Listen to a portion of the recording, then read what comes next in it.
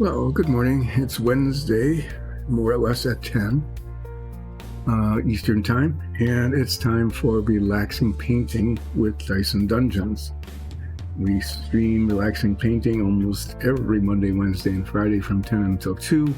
We did skip this Monday because it was a holiday here in the United States, and I hope that, you residents of the U.S. had a decent Labor Day weekend. I know that here in Michigan, it wasn't all that great because it was kind of cold and wet a lot of the time. My brother lives in northern Wisconsin. He said it was beautiful there. They had sunny skies, highs in the mid-60s, lows around 50, which is pretty typical this time of the year. And I think it was Saturday night, had an aurora.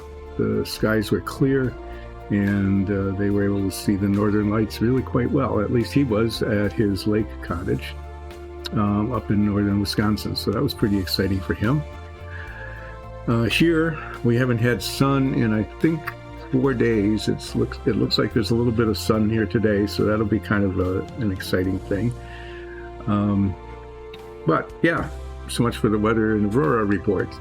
What we're going to be doing today is just miscellaneous stuff. It says grab bag day. Well, what I've got a fireplace. I've got 2 fancy chairs.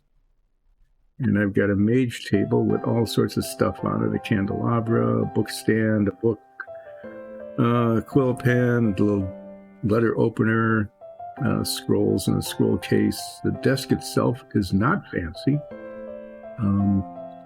There's a lot of detail on it because of all the miscellaneous things that are in it. And since this is supposedly grab bag day, I'm going to put them in a bag. And it's transparent, so I can see what I'm picking, so it's not quite the same as most grab bags.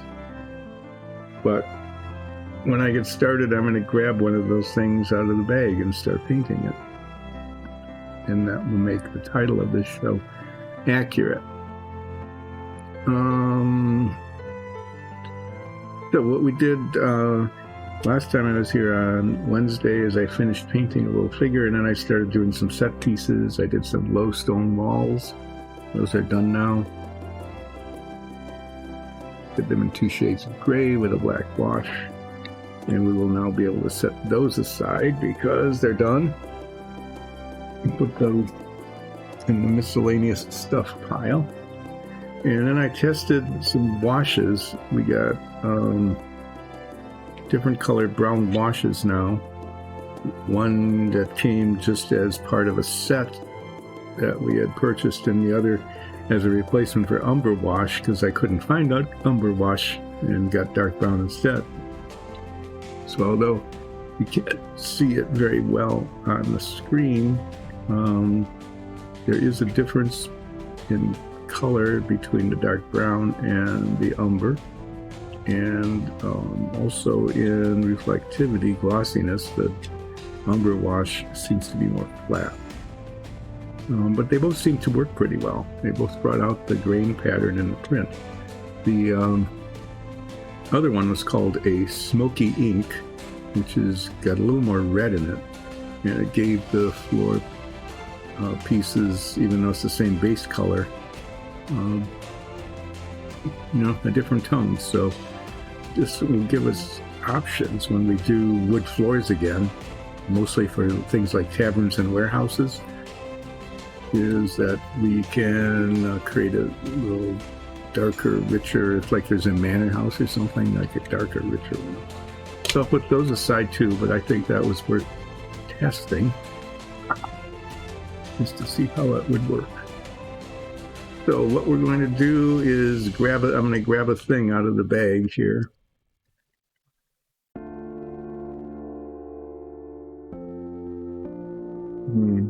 I grabbed the fireplace. That's not what I want to do. I want to look in the bag and grab the Mage Table,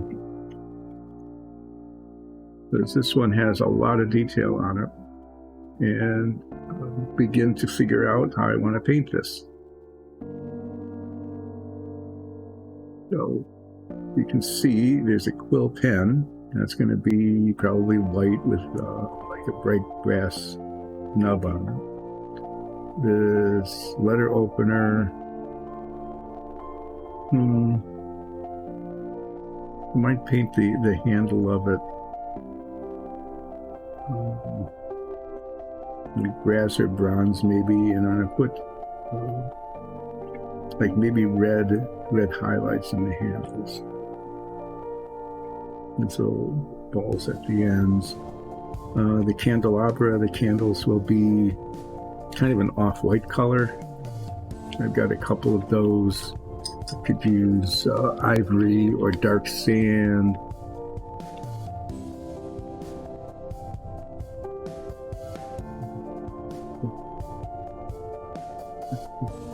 Too dark. I'll probably use an ivory color. It's white with just a little bit of yellow in it. Okay, the books, the pages themselves, I'll probably just do them white. Or a slightly off-white color. I could do them gilt. Like sometimes the edges of books, fancy books, are done in a metallic. And then I'd probably use one of our purples for the cover of the book. These scrolls, they don't look like they're in a case. They look like they're just sort of wrapped up. So again, I'm going to end up using probably a couple of different colors of parchment-like colors. I'll probably use the dark sand color for maybe one or two of them, not a lot of them, but just 5, so maybe no more than 2. I'll leave that. And I have this thing called bone white now. It's actually a kind of a interesting color. It's not quite buff. I might try that for one of them. I'm not sure I want to use all white, so I'll probably use like buff and dark sand and bone white, just so that, and maybe ivory again, just so that there's contrast. I'll probably put some wash here on the top so you can see how the print, put a little spiral in there because they're folded up.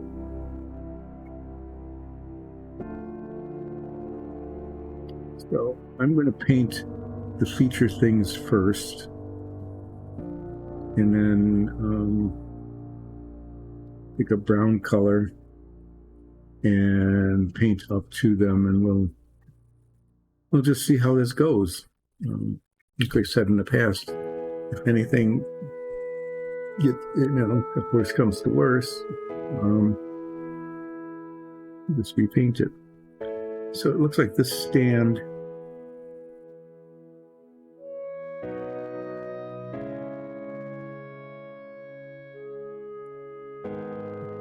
it's to be metal or just wood. Looks like it's probably just wood.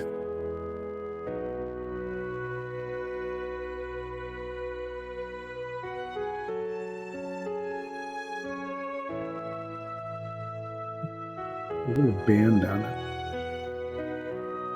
So now I paint the top and the bottom, the wood color, and then paint that metallic.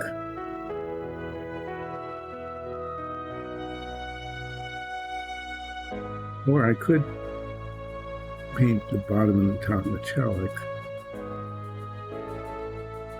and then paint that. Anyway, I'm not really sure. So I think what I'm going to do though is pick some colors. And pick this color called Dead White. Open that up on last week Wednesday, and put it on the color chart and compared to the white, okay, which you can't see it on camera at all. Gives better coverage. And I'm going to sort of try to dry brush that quill. You can see. I will do a flip. I need to find something deserving of a flip.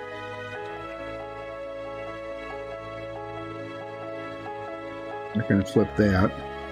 I have this piece of a log. I can flip this. It flipped pretty well.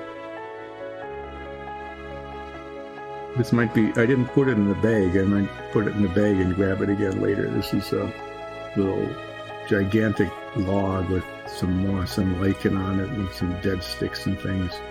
It's just sitting there, and you can crouch down behind it and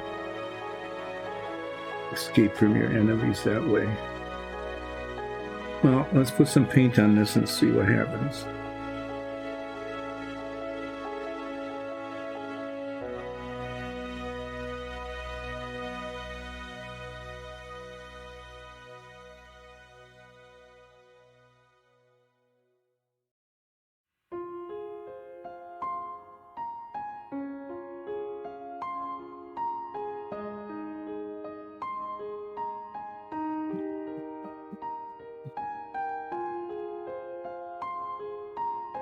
Not so much on the tip of the brush as it is on the side of the brush, and so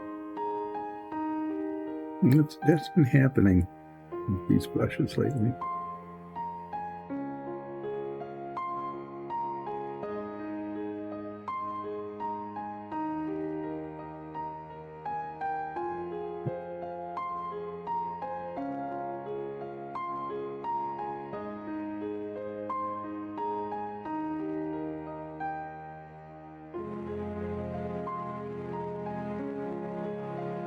I'm not real happy with that. The texture of the feather, I guess there isn't that much of it. It looks like there was more of it.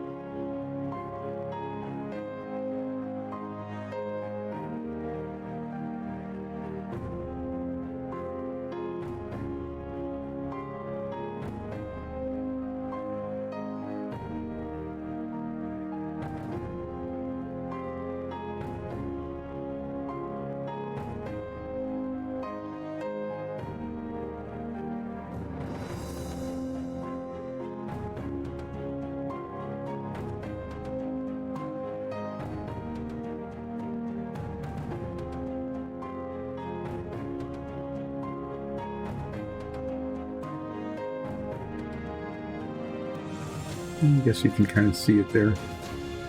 I'm going to try to paint down the side of the foot part there, just to make sure it gets white. And then when I paint up to it,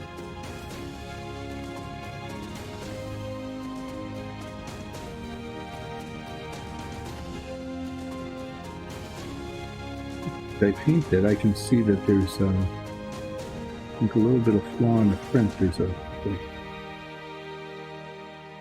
bit there that shouldn't be there.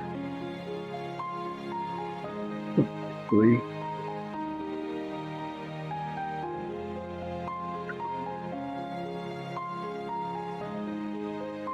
I'm actually going to get the X-Acto knife out and clean that off, because what it is that there's this little feathery part where the tip of the pen is supposed to be.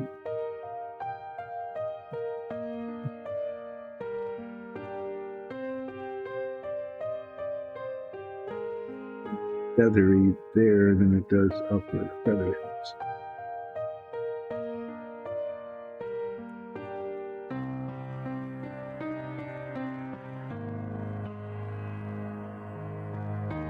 I think with the dagger, I'm going to paint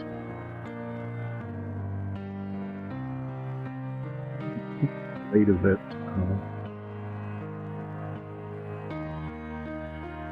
grass. I want it to show up. I don't want it to be too ostentatious, but nothing. grass. And I'm going to paint the handle of it. Maybe like a kind of a bright color. Yeah, blue green, that's kind of a pretty color.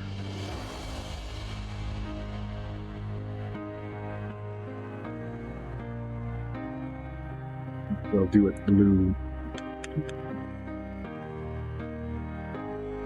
It doesn't look like it would be a very effective weapon as a dagger. It looks more like, you know, the kind of thing you would use as a letter opener, because there's books and scrolls and things, right?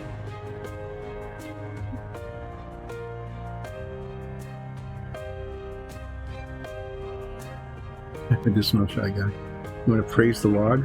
Okay. Let me worship the log.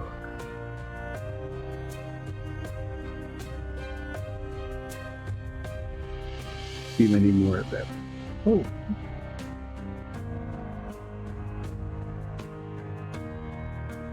I didn't even notice it until I started painting it. But this dagger letter opener thing actually kind of has a serpentine blade. Not straight.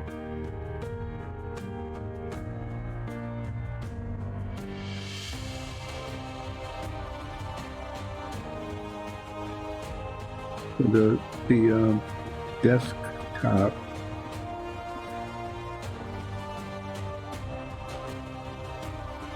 is just going to be wood.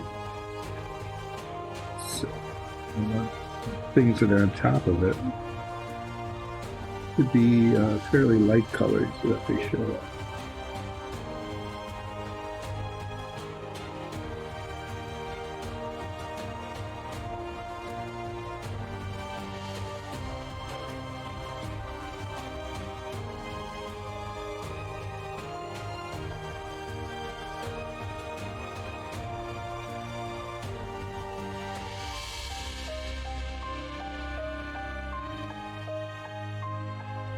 Get up really early this morning. My wife had to go to California to be with her sister, who is having hip surgery tomorrow.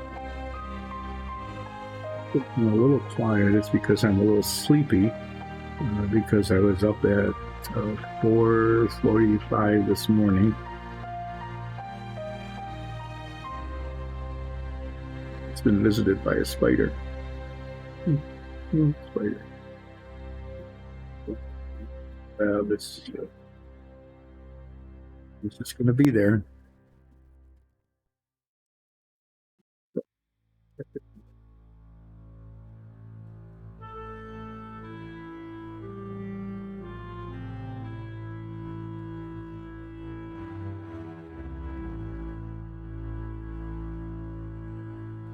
I think I'm going to paint it some sort of blue color.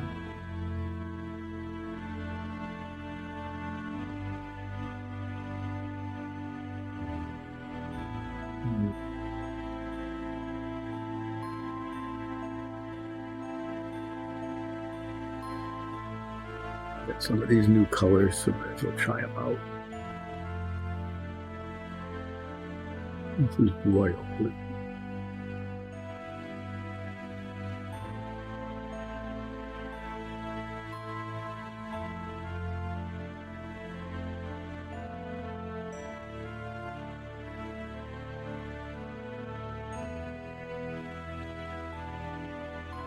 I'm just putting little dots in this paint, which, you know, since I'm painting such small bits,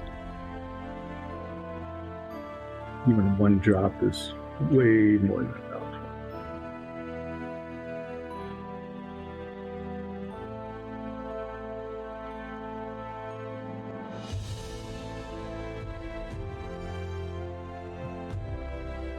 It should show up pretty nicely at least.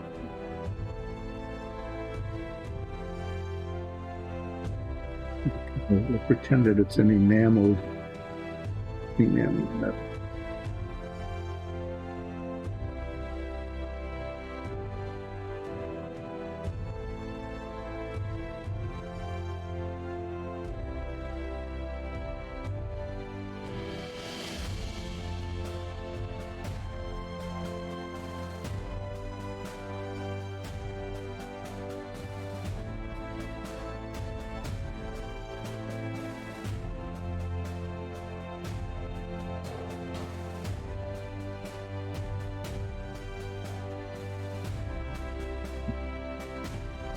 thing before. I want to make sure I get it all colored so that there's not a gap when I paint the wooden table.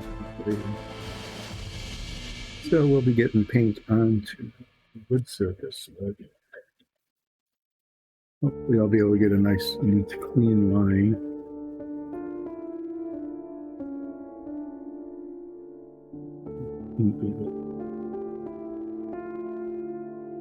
So there's a blue dagger. And I think I'm going to put something on the end there, another color.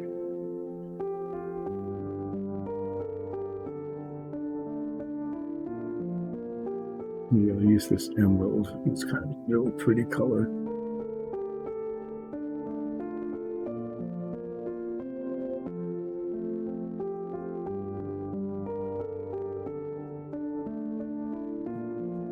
And you know, that's going to look better with something red.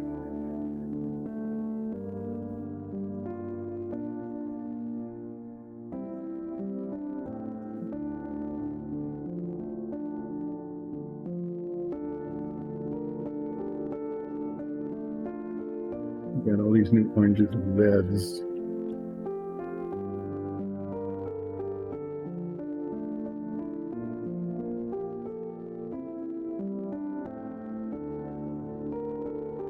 Oh, this is a good color.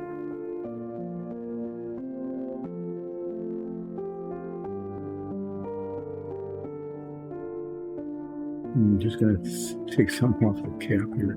It's not even putting it dark.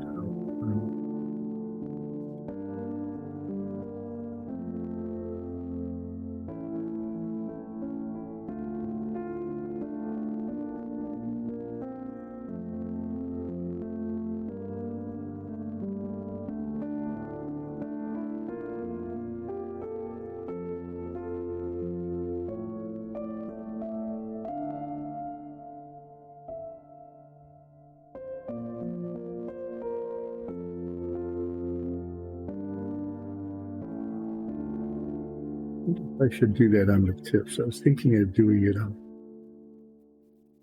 the tips of the side as well. I'm going to put it on there. I can always make it go away.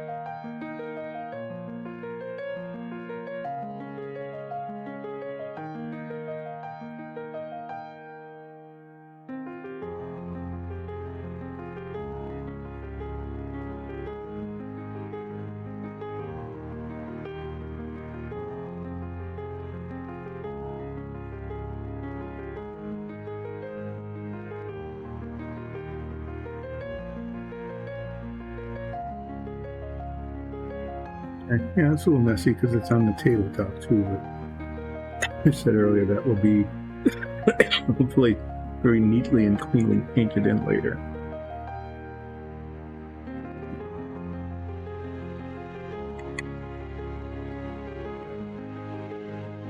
Paint the inside of the pages of the book now. See?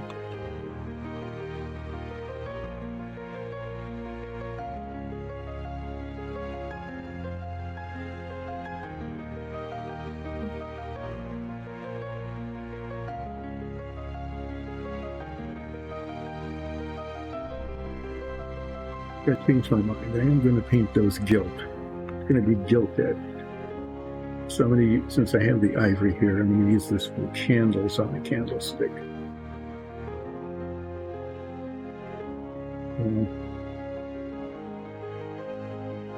Actually, I'm going to paint the candle holder thing first.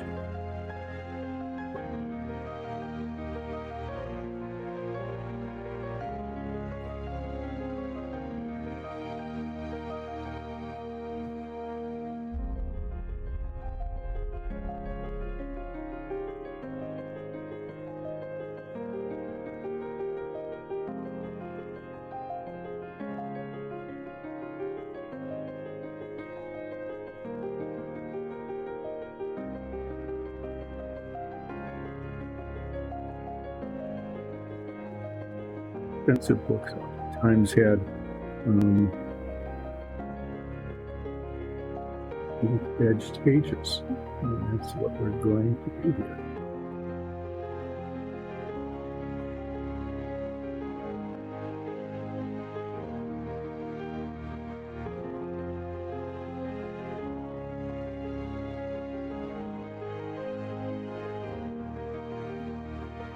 It might need some touch up a little later.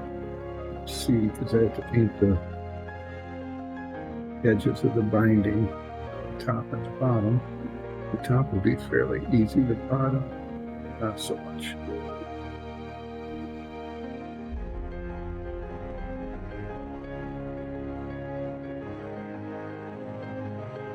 You can't really see it in there. I want to at least give the impression of gilt-edged. You can kind of looking inside.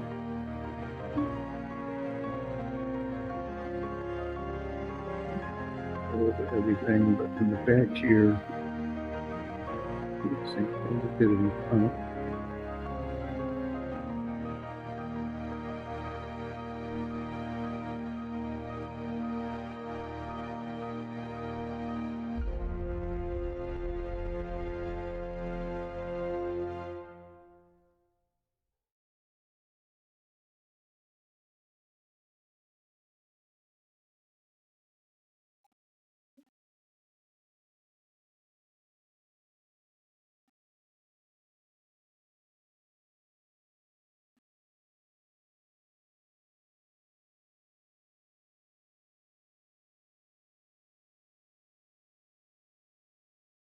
Yeah, well, I'm just messing with different colors there. Hopefully that will turn out okay. Oh, I've got this out. They use this, the nib of the little pen.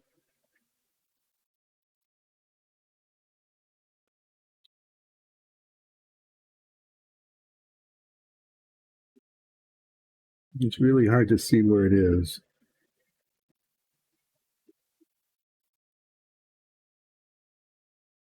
I think that's it there.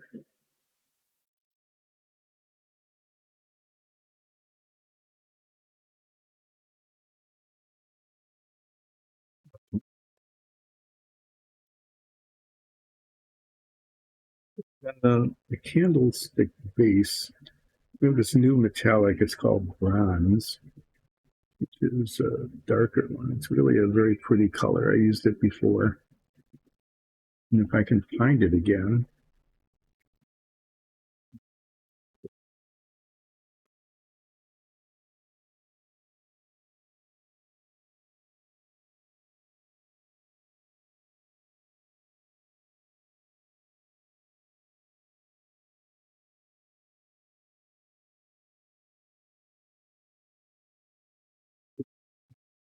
Don't I?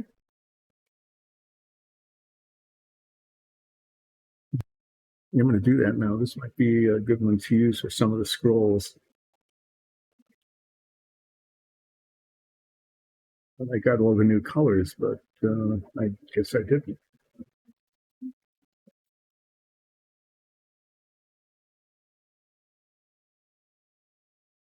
Oh, yeah, I got it.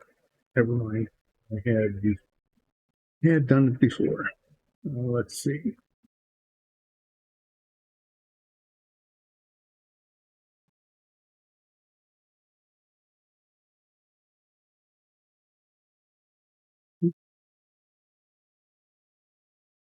And, like with almost always, when I'm looking for a particular color, you find all the colors that are similar, and there it is.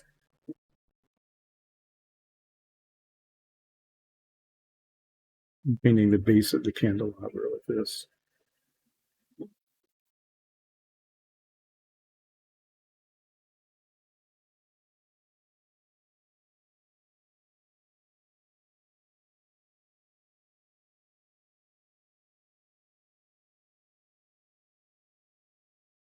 And you can see kind of the contrast in the color there. It's a nice metallic color.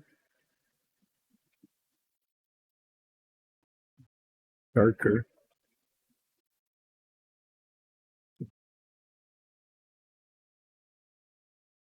Up to where it looks like the candles are.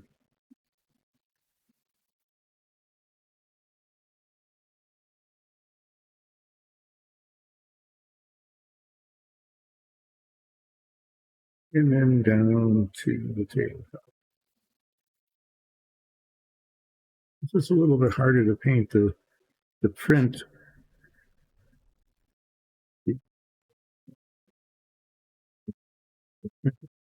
might show up on this.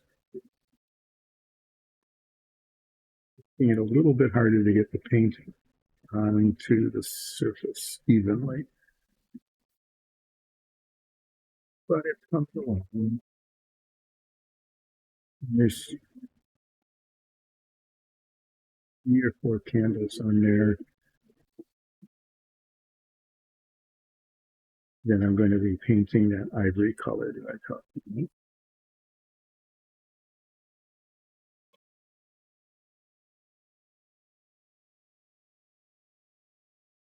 This is good, so we can have a metallic candelabra, but it's not, not just copying the same metallic, yellowish metallic color.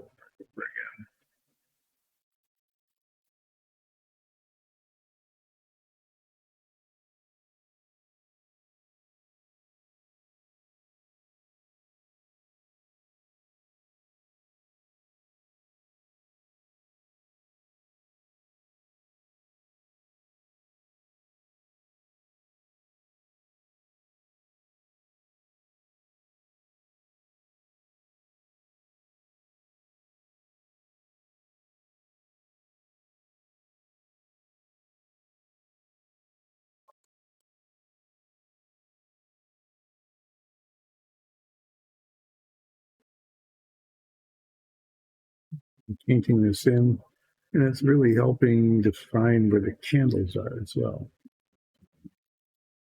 which is good. It's just like this little flat surface on the top of it, and underneath the candles.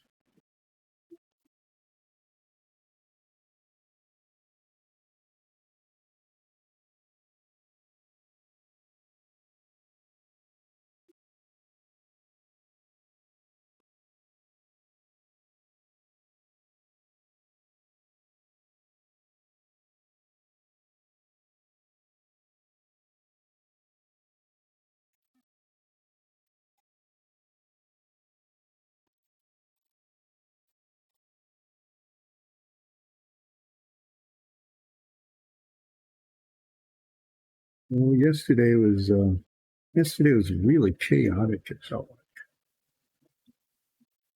like they got up early and took Rosalie, the black, very shiny coated puppy, to get a haircut. And then we went to the farmer's market with Alice, and she was actually really quite well behaved, much better than the dachshund puppy that we ran into. Not quite as well behaved as the 6-year-old dog that we ran into, because that dog had a lot more practice being behaved. But she did really pretty well, and just even walking through the farmer's market tired her out. We did some chores, and then Rosalie came home, and it was just a little bit of chaos for a while, but they got tired out. Well, went kind of back and forth, and then Gretchen got a call from her sister saying, "Oh, my surgery can go a week earlier than we were planning on." And when will that be? "Oh, tomorrow. I mean, the day after tomorrow." So, yeah. She spent most of the evening trying to change her flights, and then got up really early.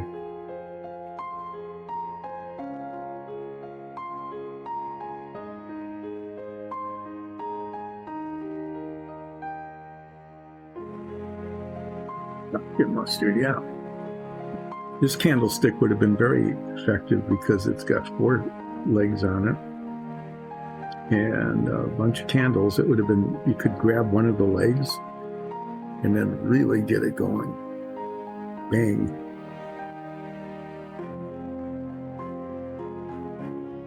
Okay, now I'm going to paint the book cover. I'm going to paint it, I'm going to use this color called Azure as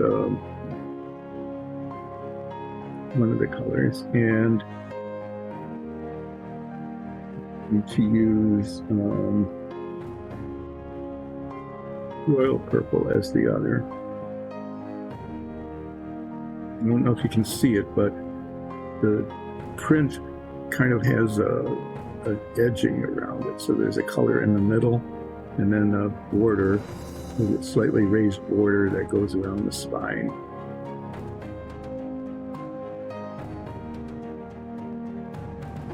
I think I'm going to paint the middle of the cover azure and then use the darker purple as the edging.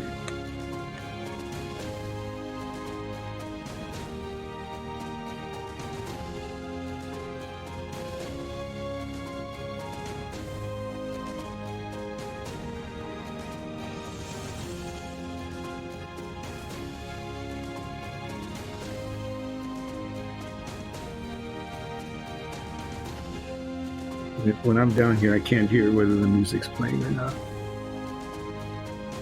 I suppose it could be set up so I could, but thanks for pointing that out. And thanks for whoever fixed it. Someone who was on it. To the edges. Actually, I'll paint all the way up to the edges with this color. Basically, make sure it's covered, but also so that I can see where the edges are. Best pretty well with the dark color of the black of the print. This is a pretty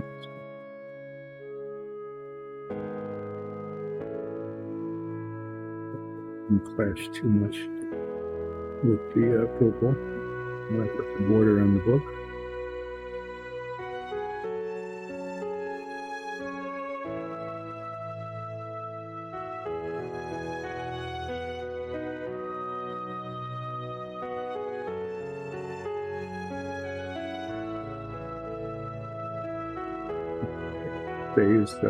The wizard here is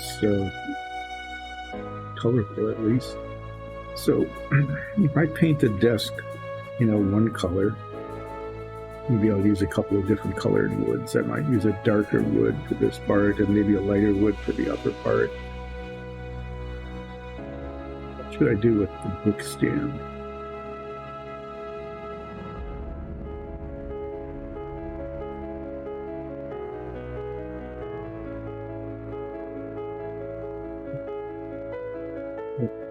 I was painting on the top here, and the paint dripped right over into this book. Well, I'm not going to bother touching it up yet because I have to do the purple edging of the book edges. But I didn't think that paint was that liquid, that thin.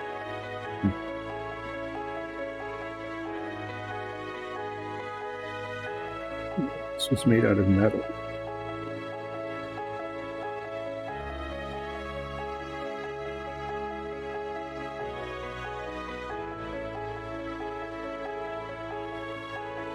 Look at all these neat metallic colors. Why not?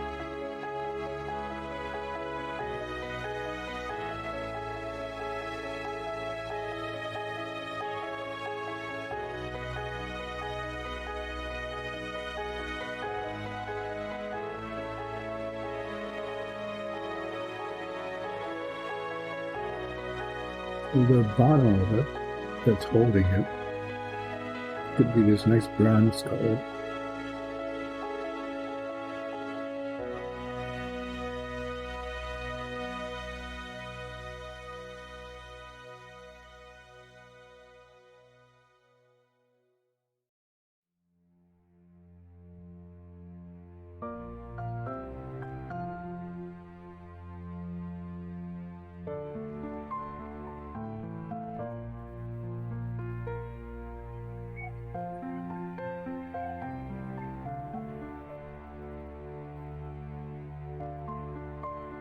rest of it would be much like a rich kind of silvery metal. We have this. I'm going to use a bunch of these new colors today. Just to try them out. Let's see how they look. We have one called gunmetal.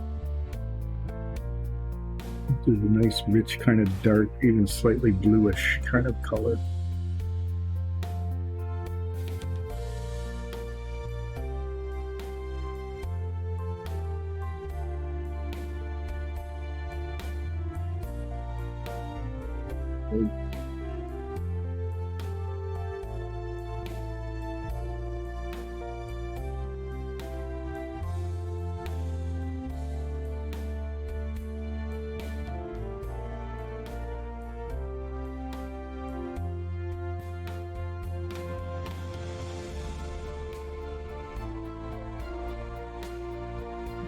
Thinking about it, I'm going to paint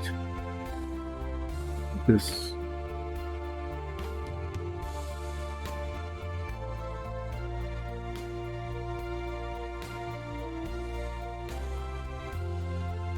I think this has to be wood.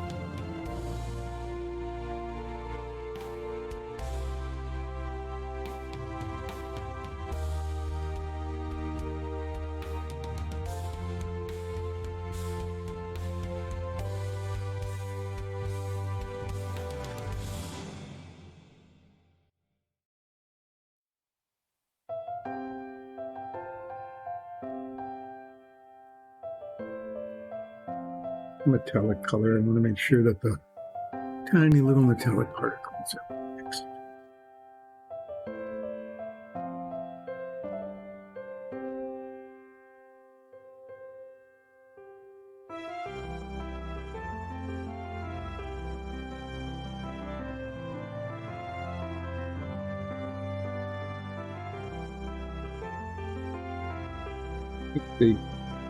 The edges of it around the base with this small brush, and then probably grab a little bit bigger brush to finish it off, because there's a fair amount of surface area.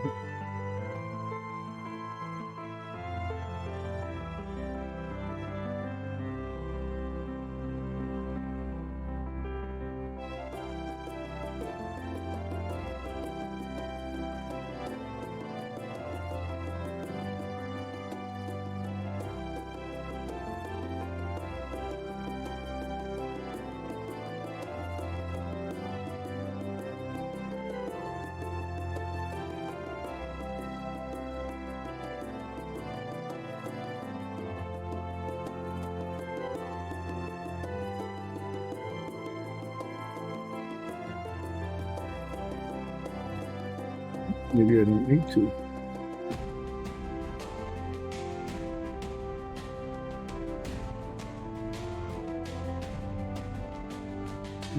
You see, covering pretty well, even with this little bitty brush.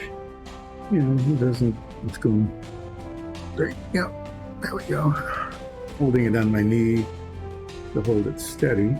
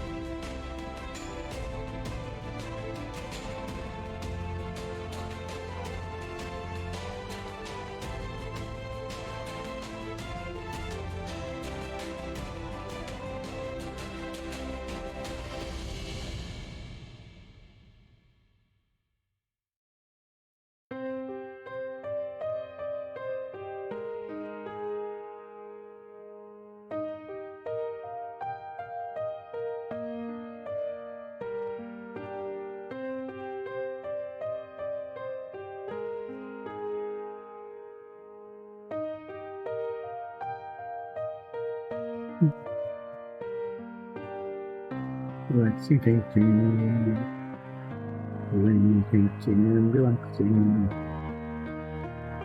After I'm done painting, I'm probably going to be relaxing by taking a nap. Haven't gotten up as early as I did.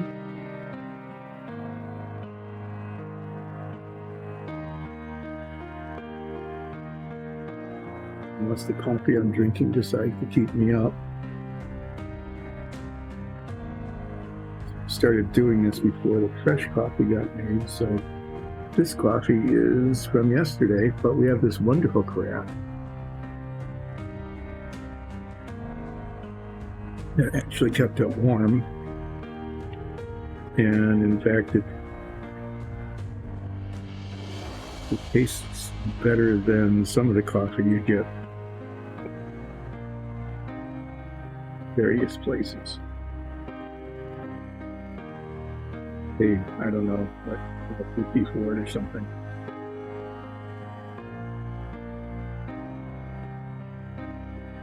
Really well.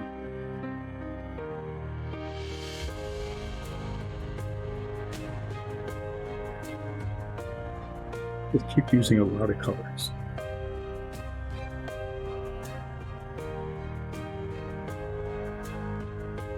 This I'm going to probably, this is going to be a real test here.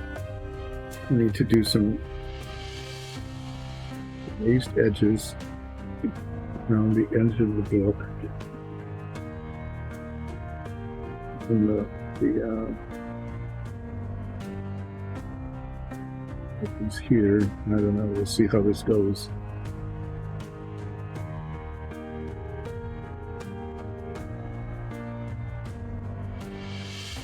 Brush almost horizontal.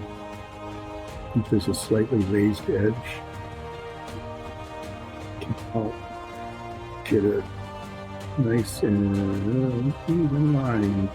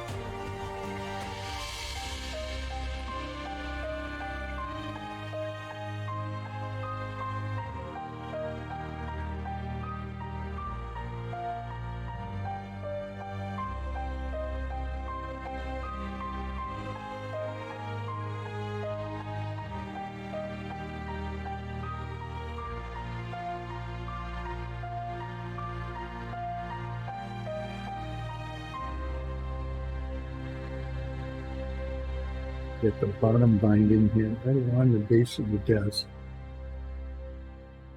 I'm going to be getting purple onto the desk.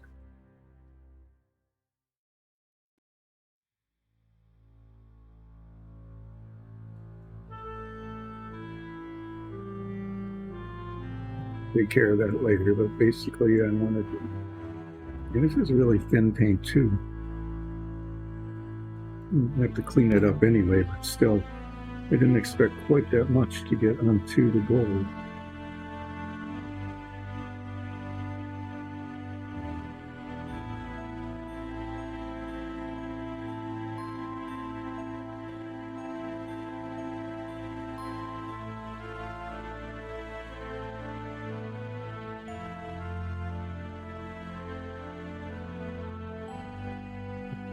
Kind of running today.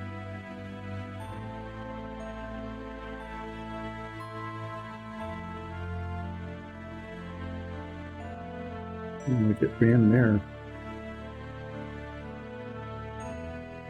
I have to do some work touching that up.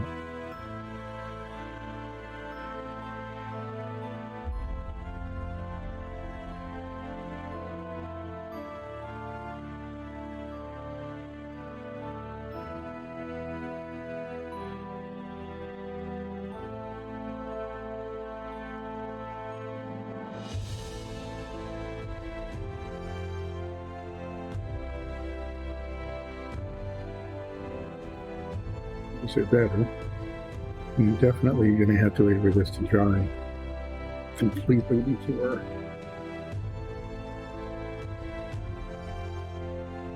And measure touch up.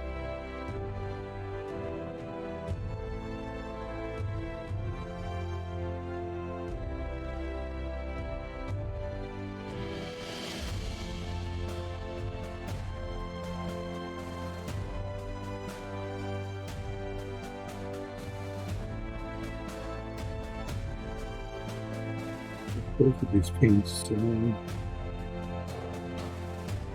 really spreading out today.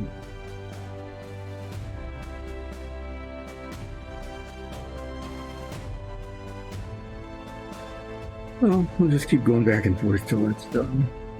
Keep it back to the binding anyway.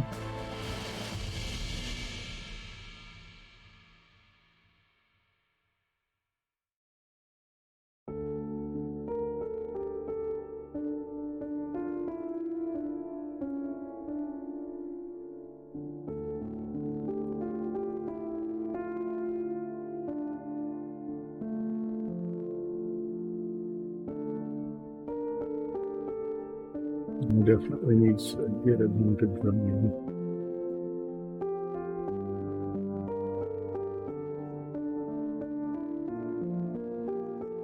Okay, well, I guess what I'll do now is I'm going to paint the candles.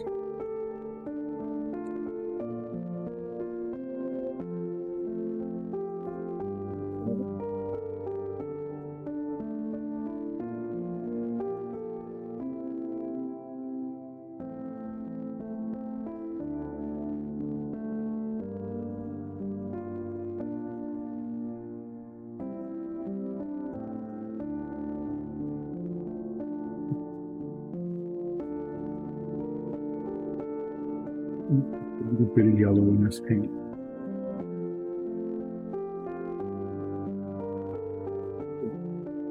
Pretty well against the browns.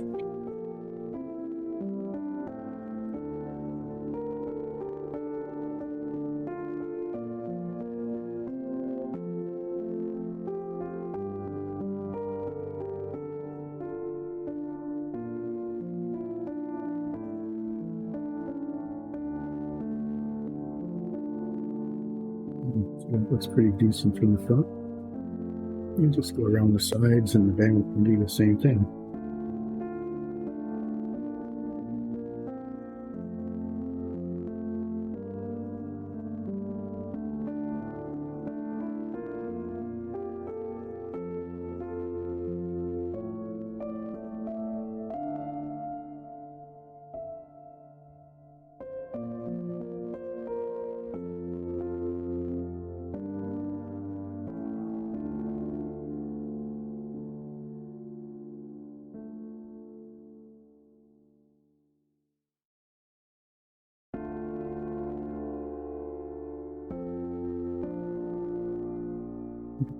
The mold issue there. Take care of it right away.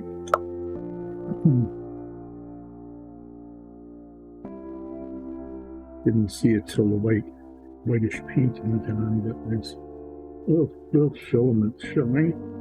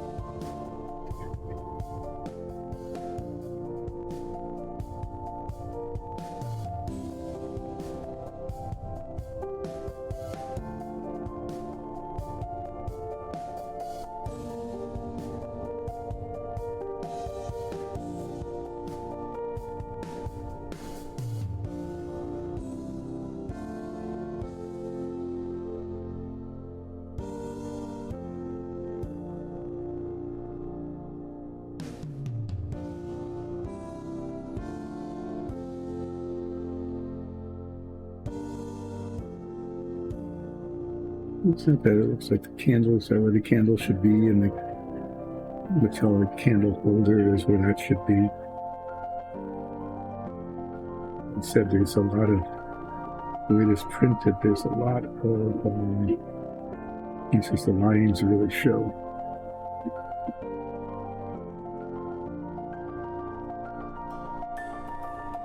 Challenging to paint, but there we go. And the candelabra. I think the metallic looks okay there. The purple's not quite dry yet, so I'm not ready to pull the amateur paint out to touch that up.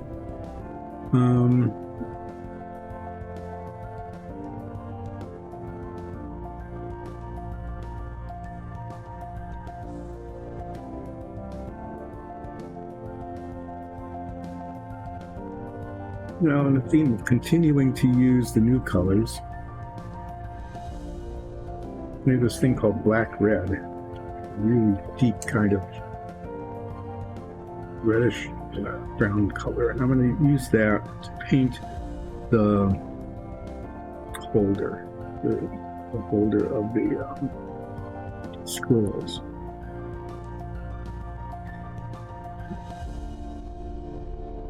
Big notes right here hanging down.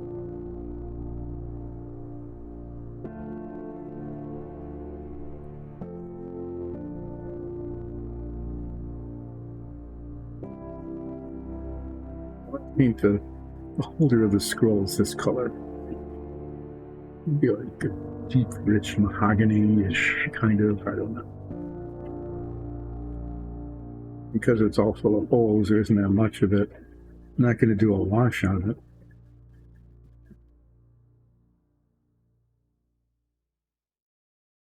I think a color like this might be good. Especially contrasting with the lighter colors of the scrolls, which will be 2 or 3 different colors.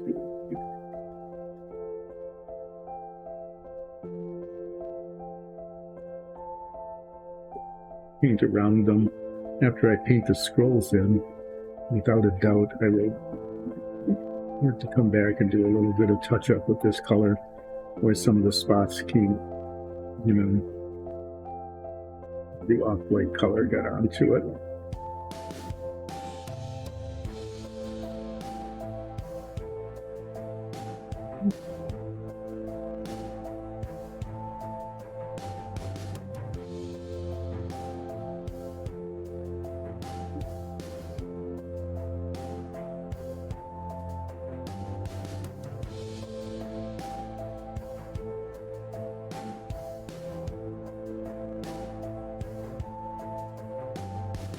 Yeah, you get the skull color in there. So I'll definitely be coming back to do a touch-up, but this will be good to see how it looks at least.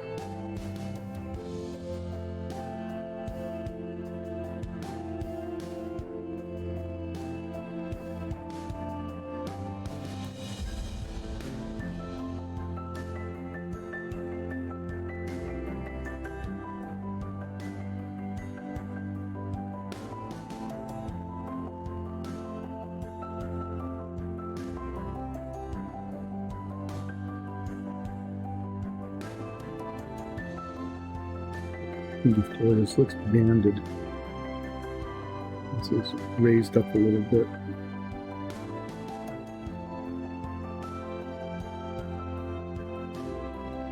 Compared to the wood just below it.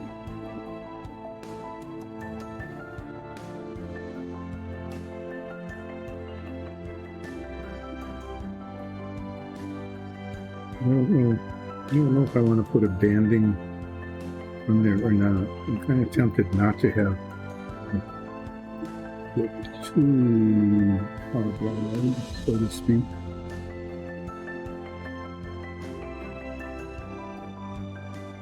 Too many different colors. Okay, I'm going to use a little larger brush to finish this off. Go back and finish the book.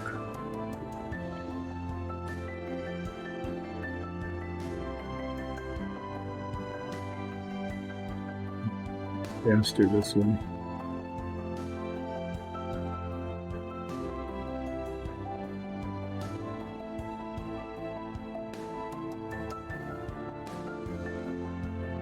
And it gives it a little evener, more even.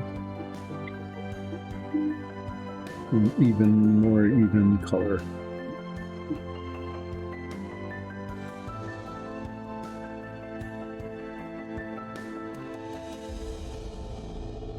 Let's try and see how it looks. I'm not sure it needs any embellishment, really. It's just a box with holes in it.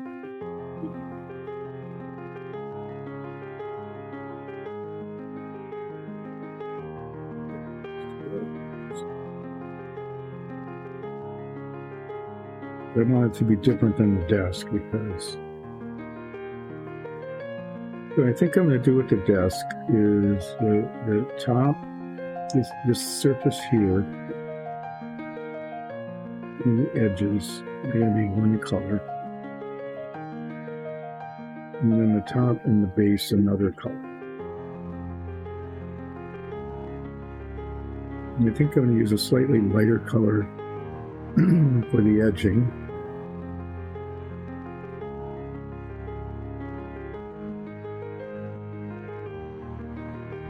Quite a dark color for the desktop itself. And this new flat brown, and that looks like it covers really nicely. So I'm going to use that for the desktop because I have a lot of detailed stuff. I don't want the paint just smushing all over the place.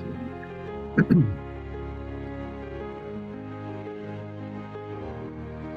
think I'm going to use this cork brown.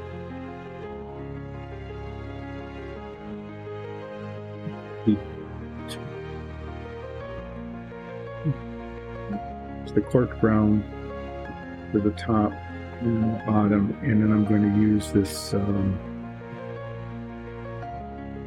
oaky wash on it. Let's see how that goes.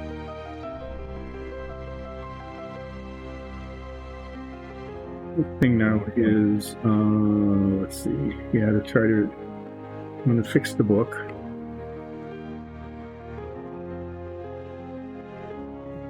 This ashy paint is still good, is it? B. I need to touch up, especially down here at the bottom.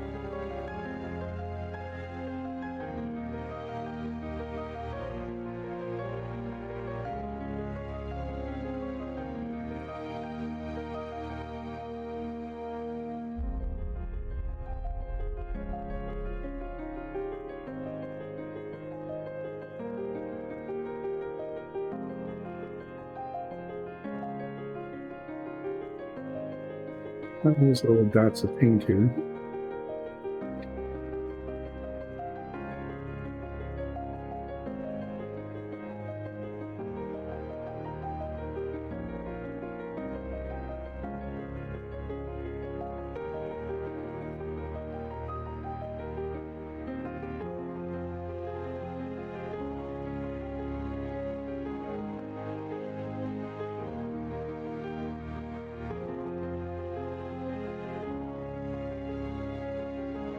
One dot of paint right there.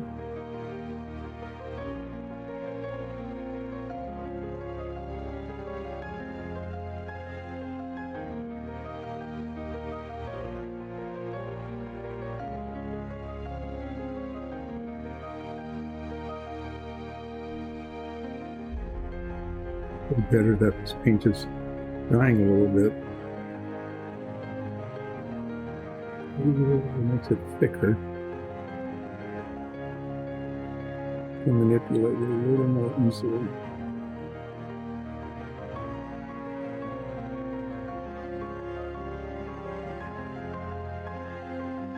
And that seems to have fixed the issue. Now, I mean, that looks okay, but that book definitely needs like a symbol or a sigil or something on it.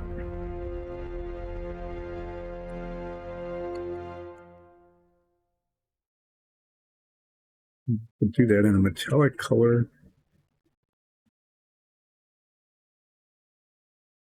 It's kind of a complementary color of some sort.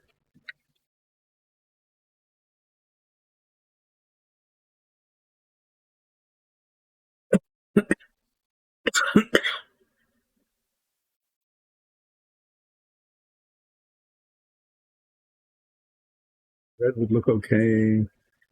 Turquoise, I don't want to use something that's too green.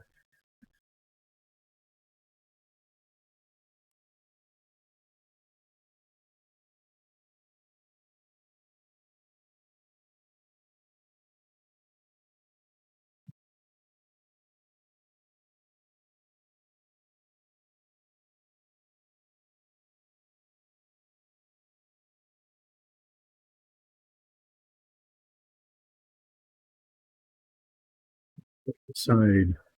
I'm thinking I'm just going to put like a swoop and just not try to write anything on it. Just put a little thin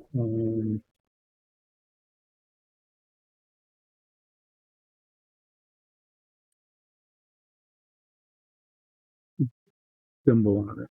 Basically, just swoop around with a thing off the side. Maybe I'll swoop it the other way.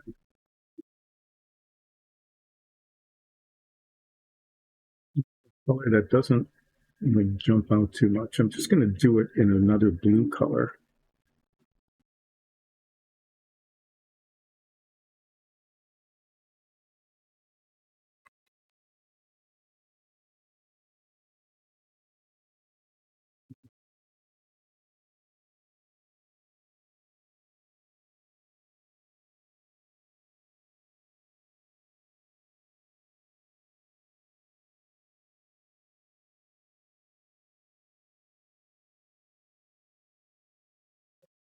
You want to keep it away from the edges so that if I need to paint over it, yeah, I don't have to worry too much about the edge parts.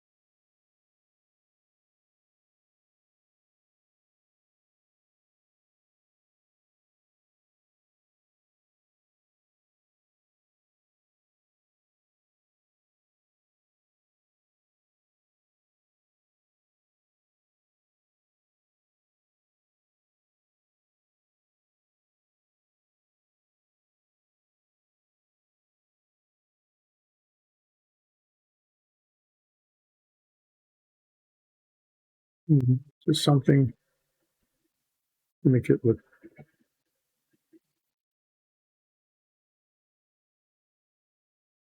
just sort of interesting.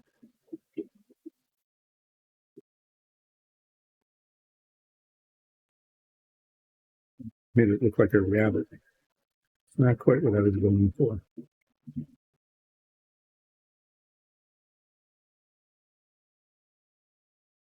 You know,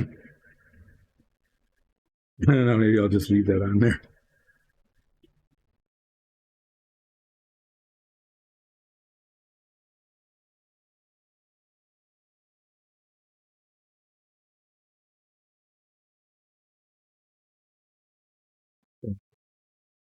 whatever.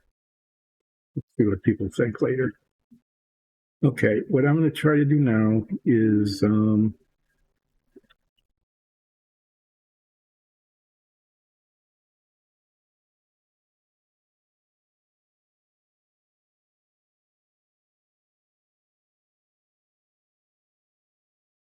colors. That's just going to be way too hard. Um,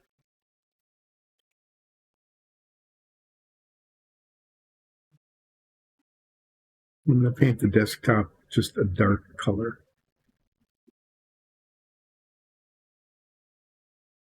including the edges around it. At some point, it just becomes just really, really hard to do, and there isn't any need to make the desktop any harder than it has to be.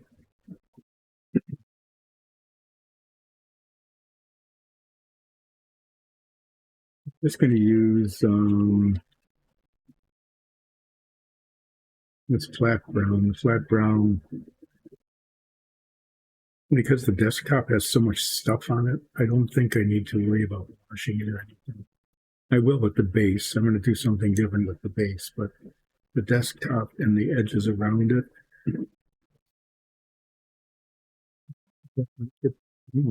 Is a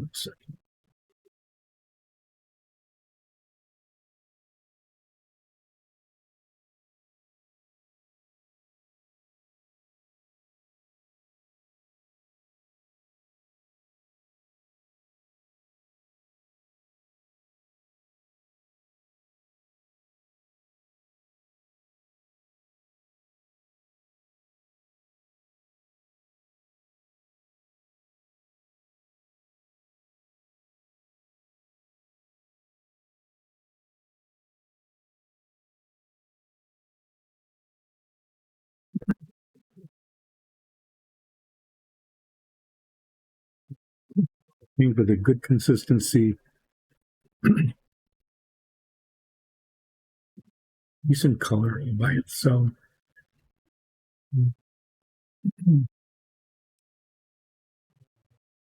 Ooh, flat.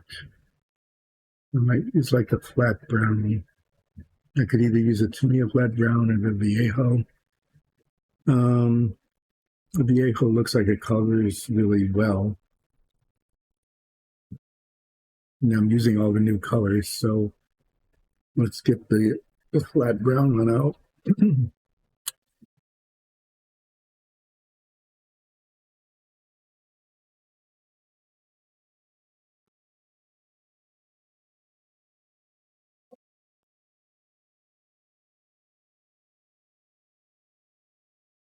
So I'm going to be working around all of the edges of all of these little things with the little brush, and then I'll get the bigger brush out and just do.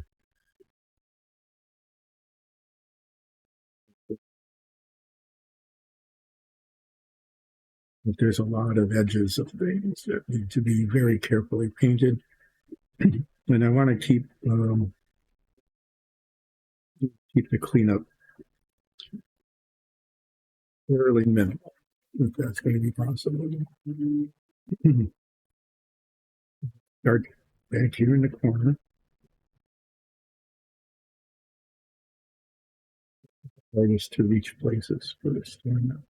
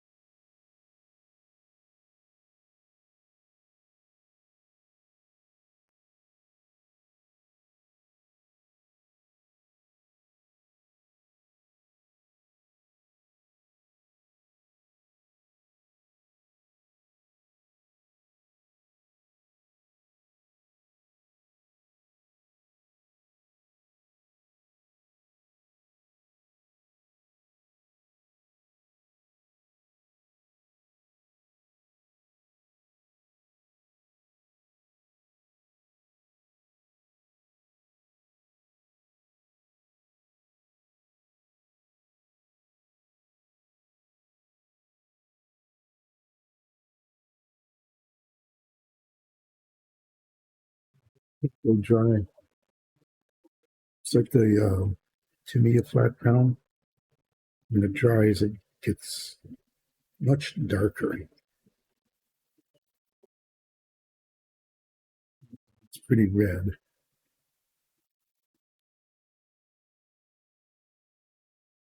Which is not bad color, but it won't stay that color.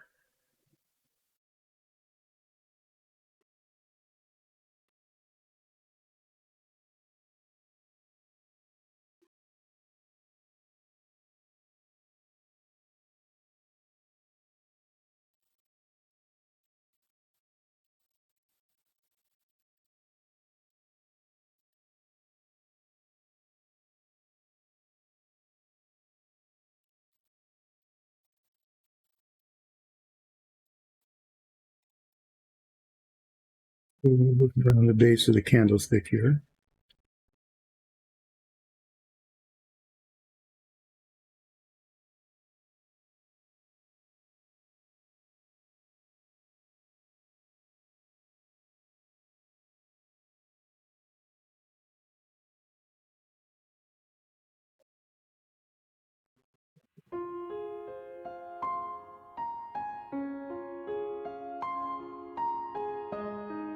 Very quiet technical assistance. Creeping around, restarting something that wasn't running.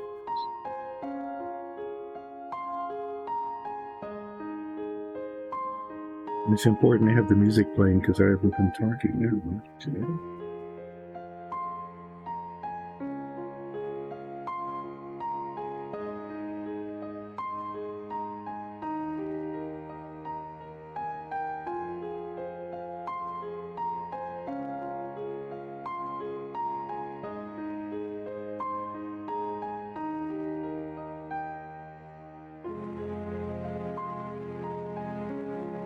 So I'm painting the brown in, I get to revisit some of the things we started.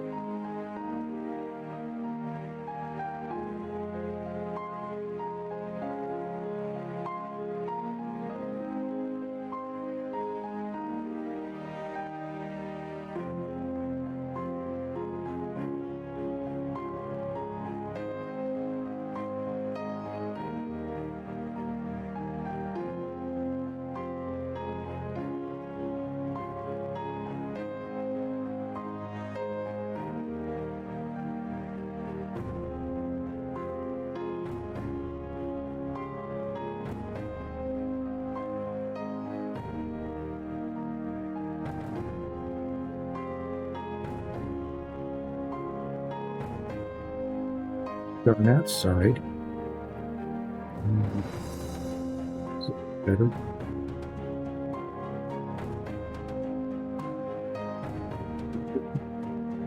Too much to paint on the other side.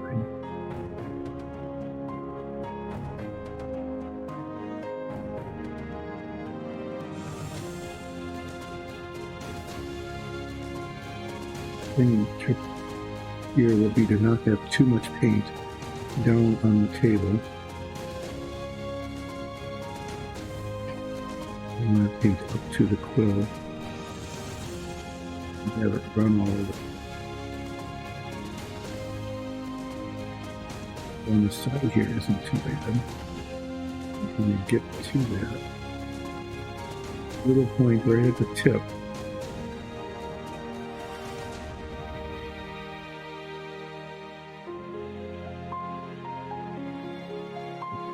good.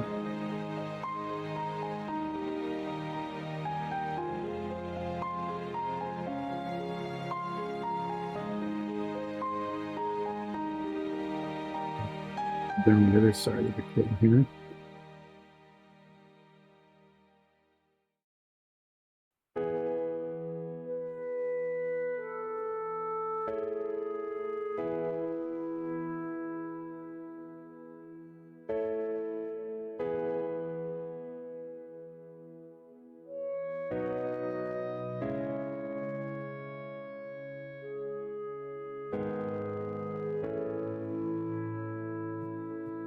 Yeah, but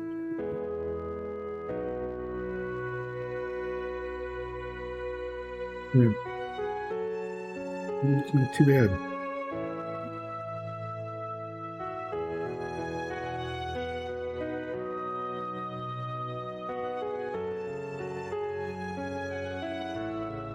See what we can do with the dagger here.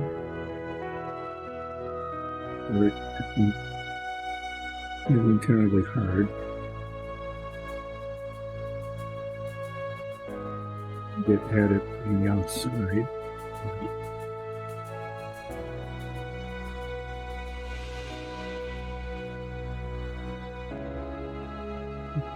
Just a little less.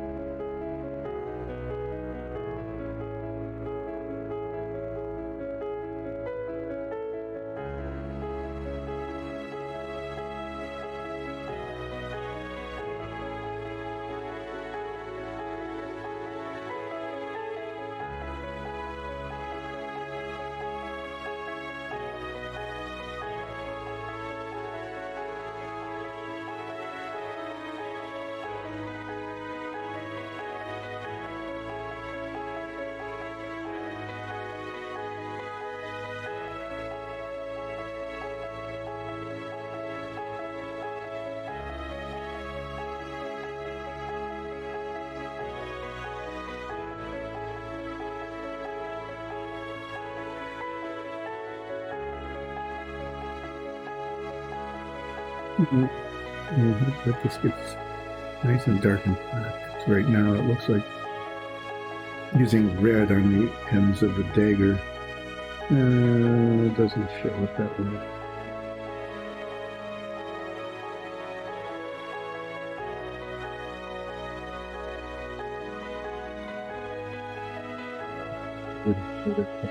These little dots over there.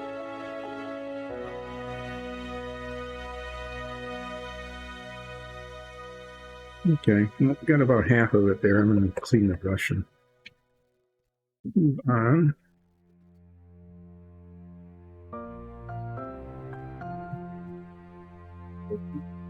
Do this crevice here between the book and the book stand.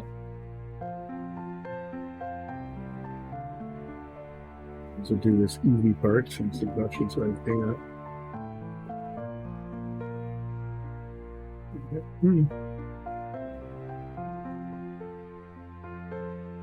Need to get into these spaces here.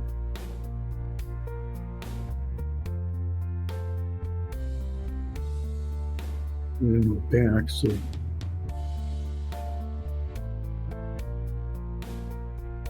needs to get some on there. The brush had water on it. Maybe that'll just wash off.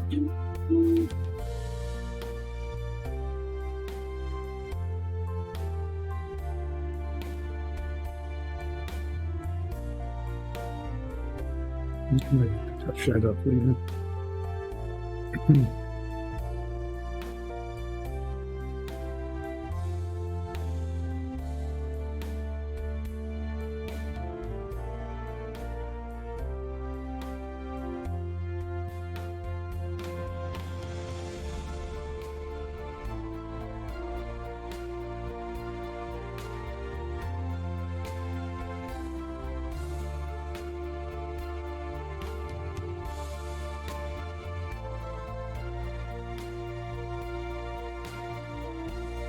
The scrolls I'll be touching up, I'm sure, all around them.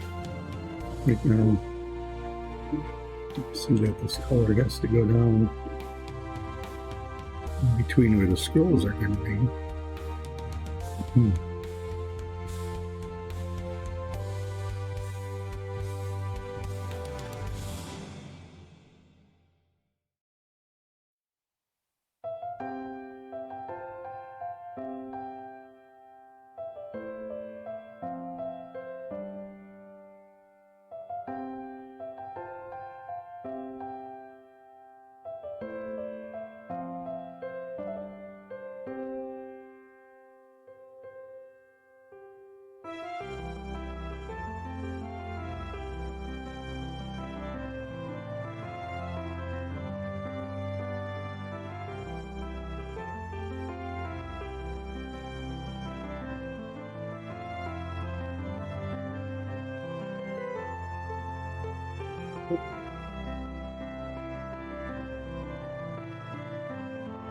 Oh, that was bad.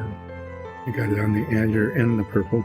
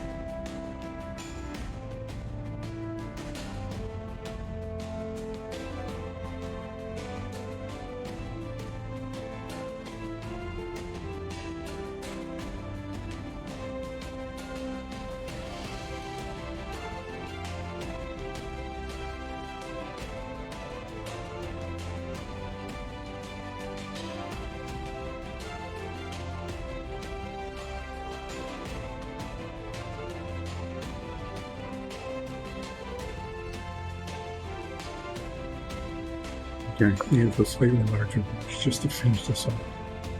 And then do the touching up. Getting that book cover, that was hopefully it won't be too long. We will see.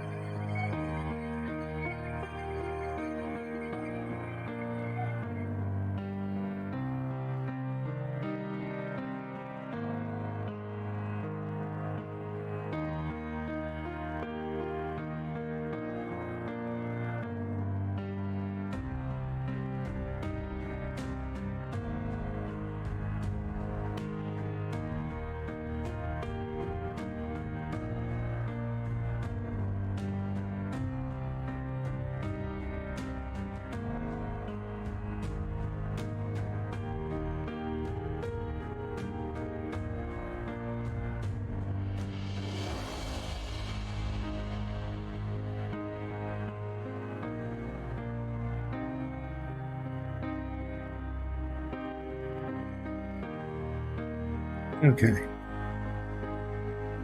Now I got brown in many places.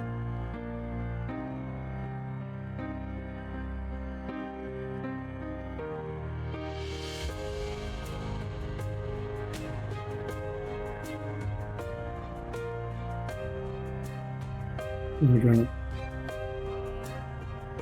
little bit of touch up there. If that gunmetal is still good, I'm just going to grab it with this.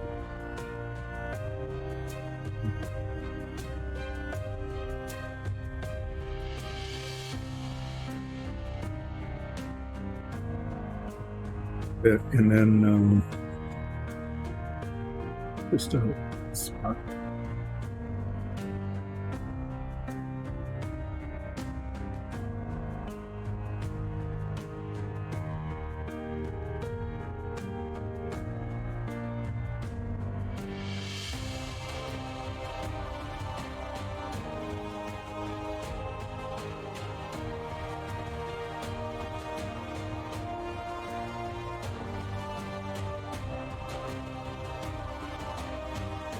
Let this dry a little bit, and then fix that book cover. I have to paint these scrolls, and I don't want them all to look alike. We put a wash on them, so I think We have a variety of kind of light colors. Got ivory, of course. White.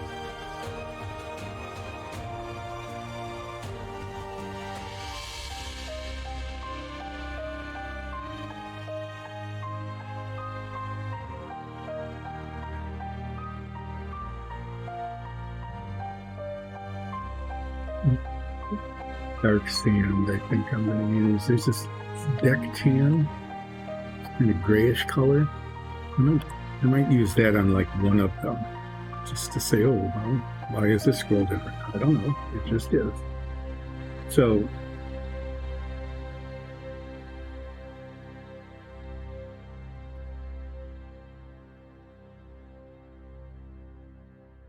find the colors.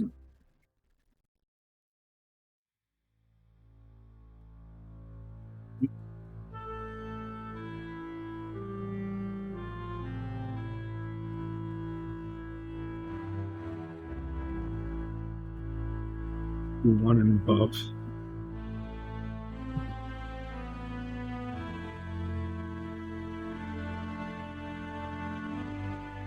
We want into the deck painting.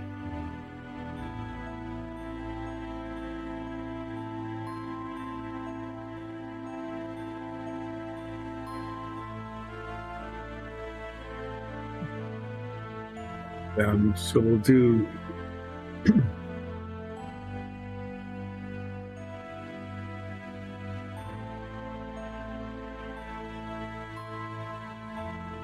yeah, one each of the dark. We'll do two in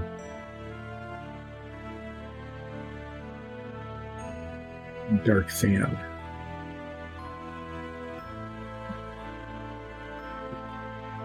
First, I need to fix this book cover.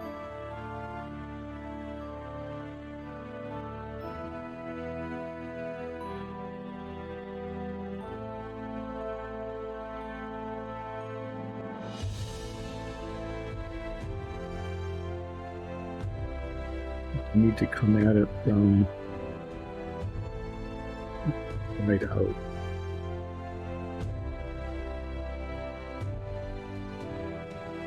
And it's okay if I get a little bit on where the purple is going, because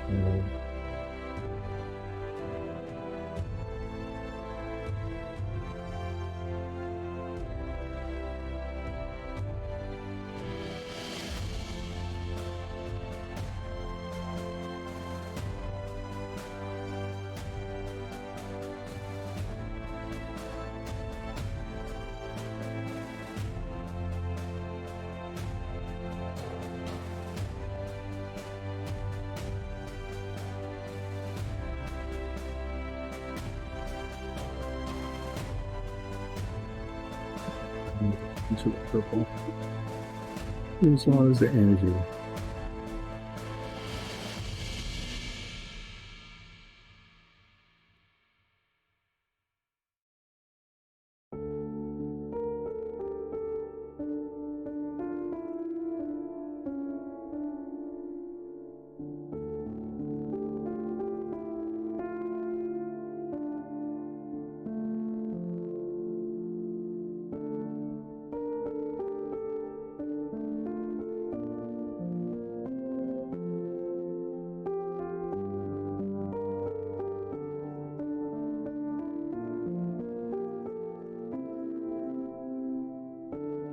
We'll do a tiniest little touch with the purple there.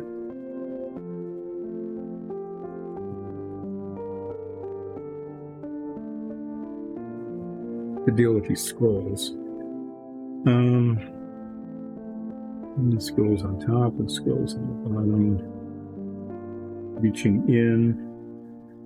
Yeah, it's going to be interesting.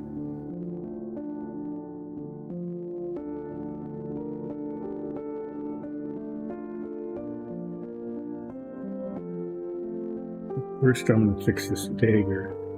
The red definitely does not show.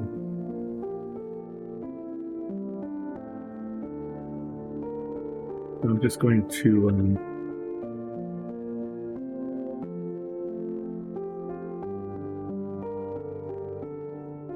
Oh, it's polish gold up.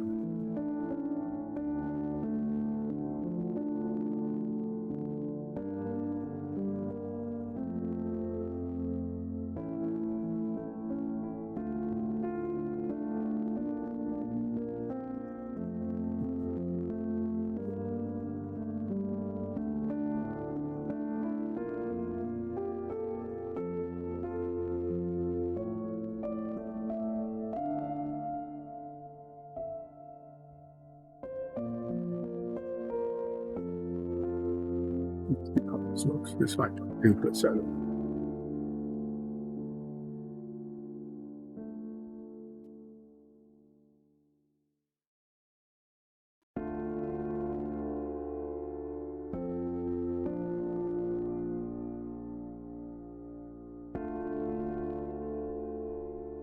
It's basically these little spots that had been red are going to be turquoise.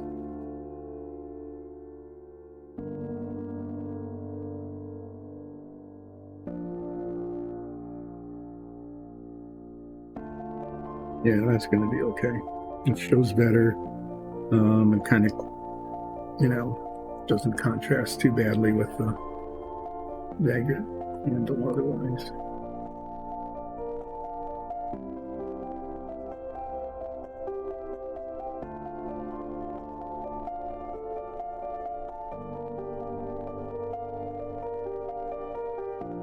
Dangerous thing here.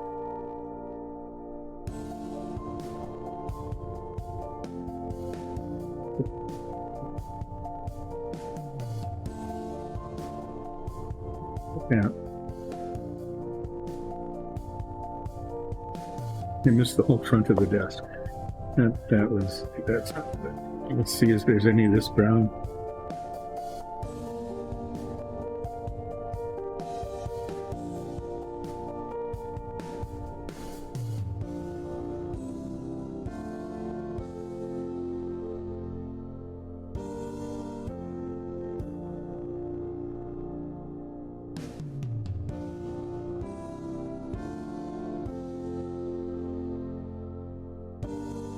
I guess it always helps to rotate your work, because sometimes you find out that you missed like a whole section of it just because.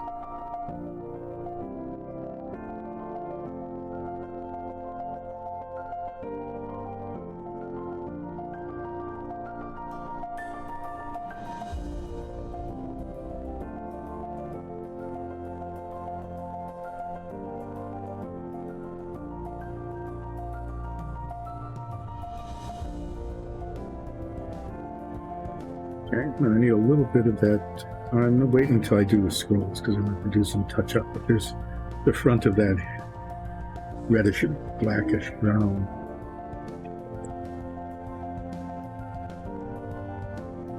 Okay, so these scrolls. I don't know. Let's just start with one of them.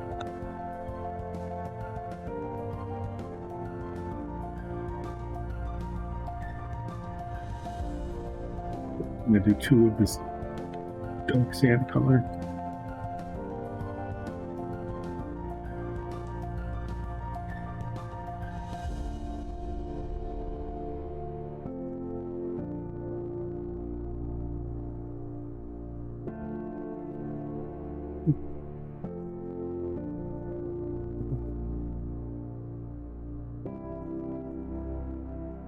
This one is really hard to reach.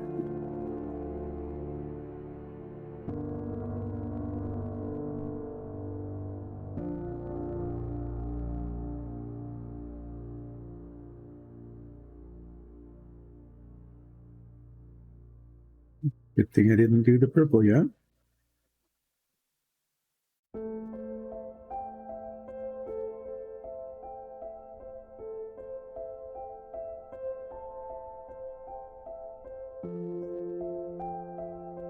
Yeah, it needs touching up.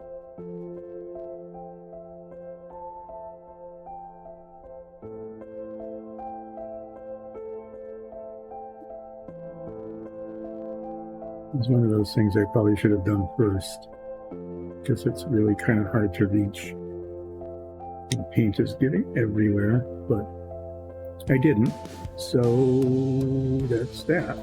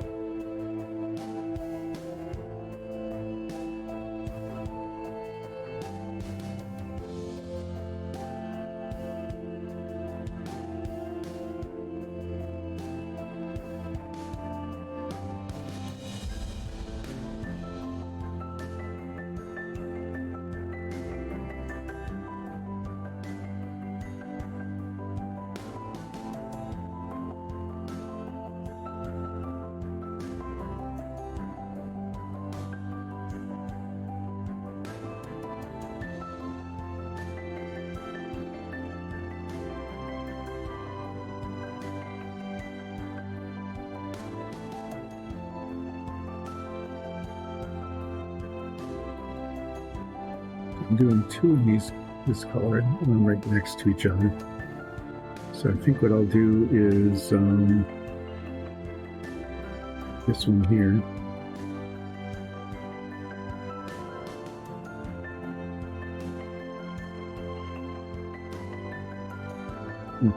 Okay.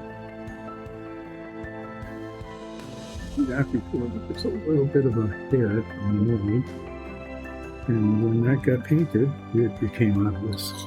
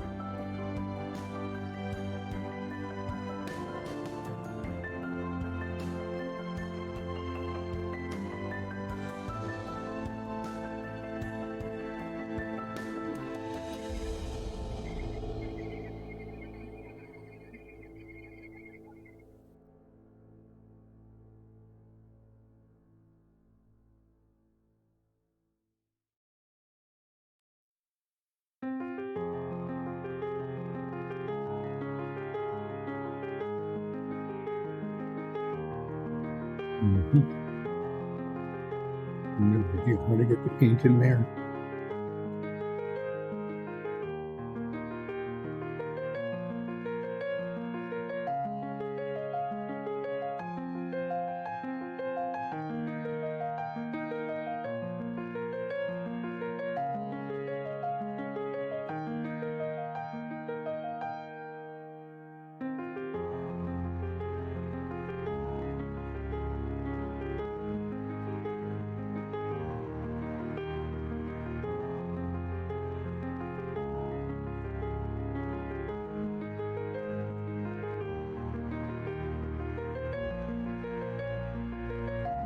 There's no way to get a brush in there. We'll just have to touch that up. Put it on.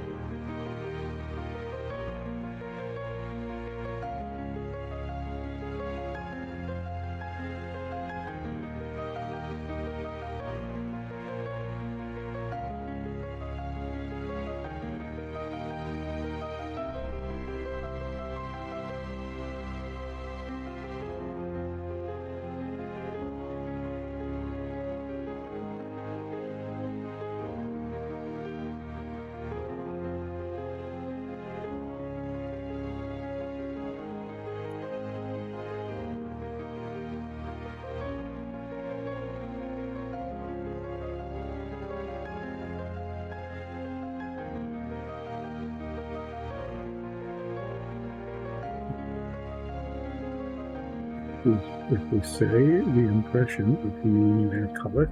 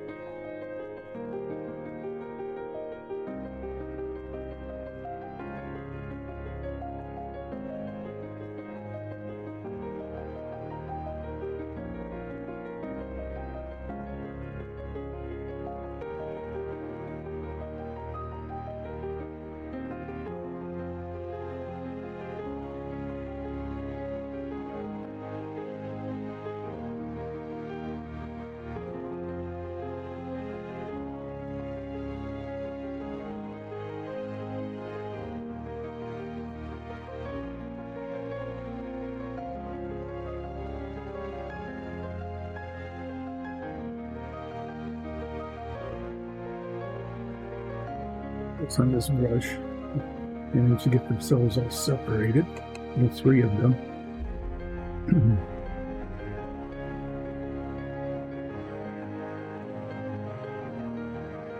Oh, those scrolls,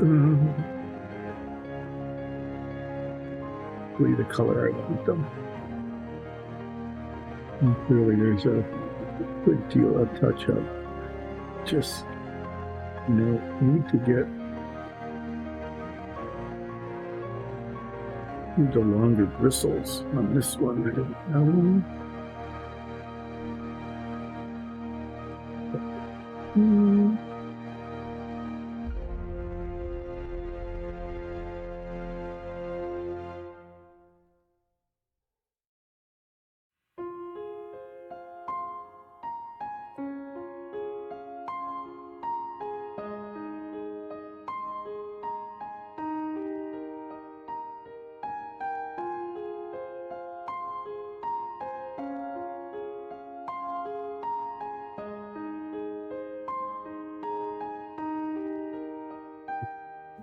You couldn't see it all.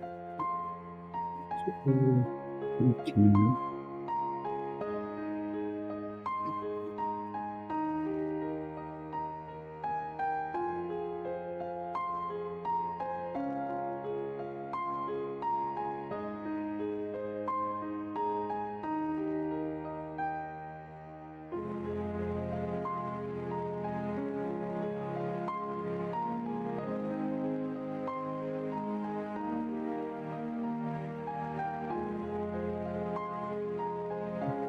Give these a really, really light brown wash, just to bring out the,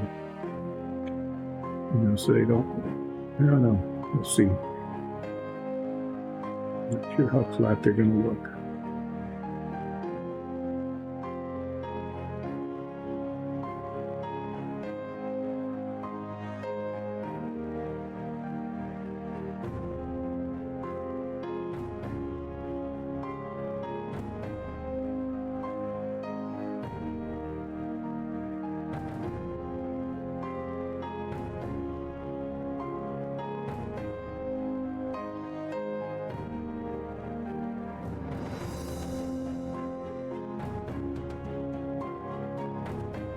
Yeah, the left ridges, and I don't want those to be highlighted. I may just leave these unwashed rather than try to do a wash, because that would show the ridges pretty badly.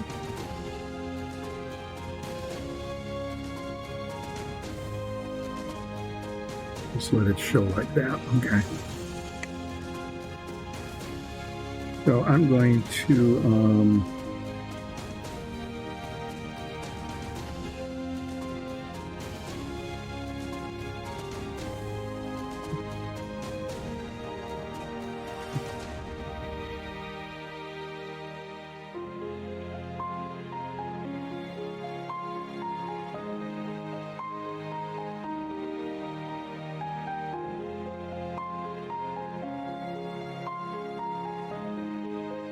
close together. It's hard to keep the paint off of that one.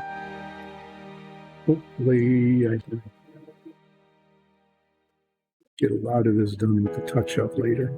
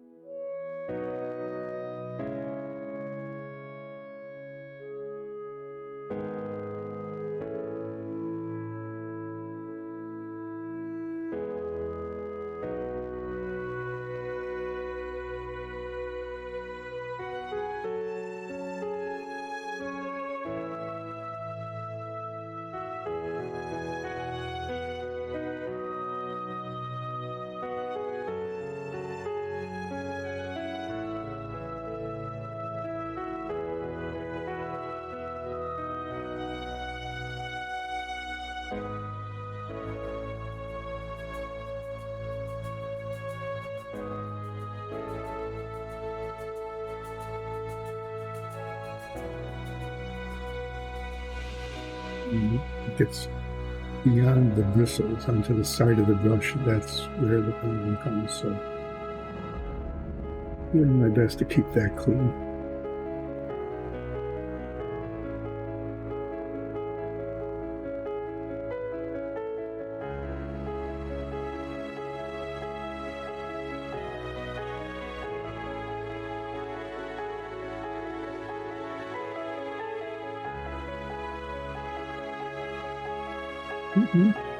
Yeah, it's another one of those mold bits that you could not see at all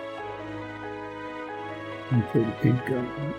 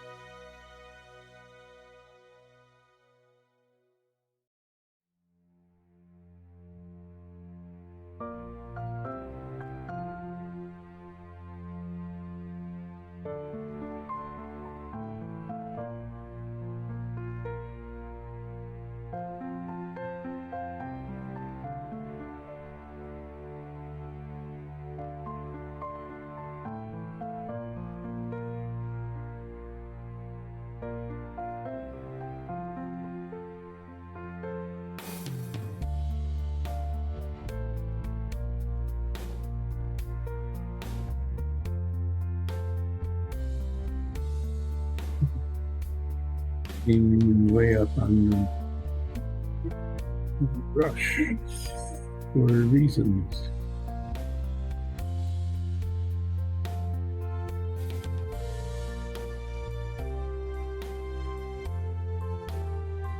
We'll take care of that. And I do massive touching up.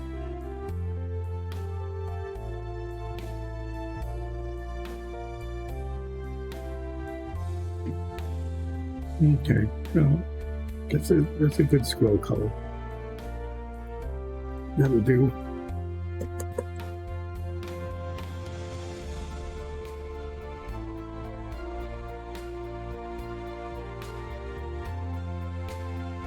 Oh, that's a mess. Okay, from time to time, you just need to clean the tips of the edges of the jar. Well, that's what we need to do here.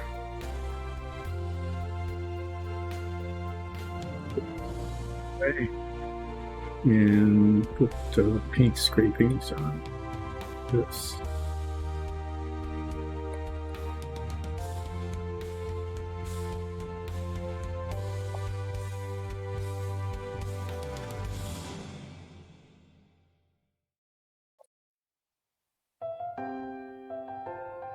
And basically, the paint on the threads like that just keeps it from sealing, and that helps to destroy the consistency of the paint. It also makes it hard to close them. Okay, so we got two.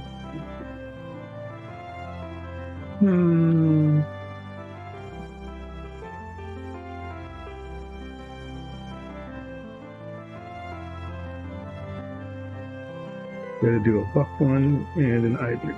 Let's do the ivory one next.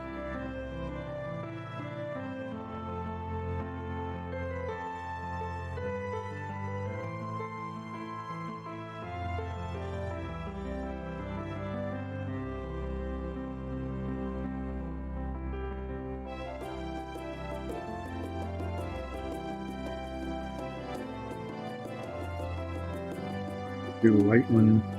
We'll do the light one right here up into the center.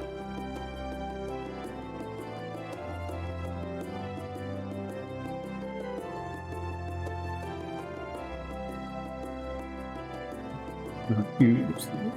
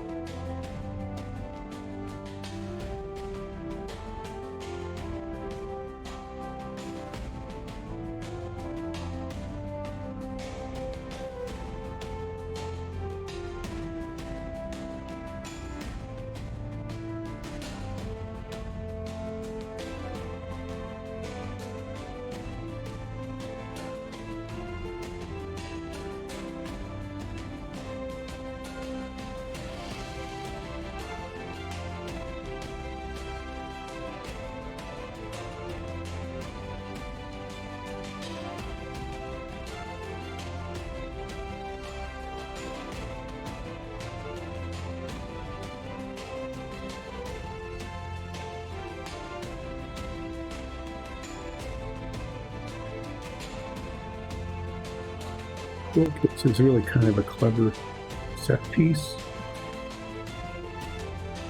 And definitely a challenge.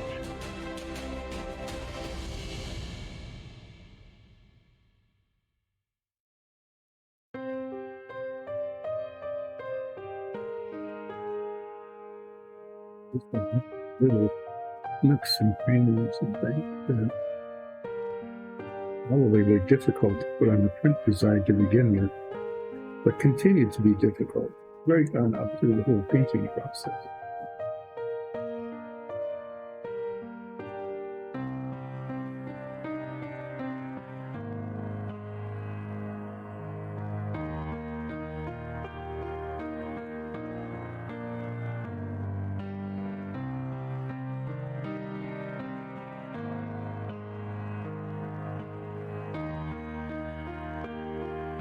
Inside.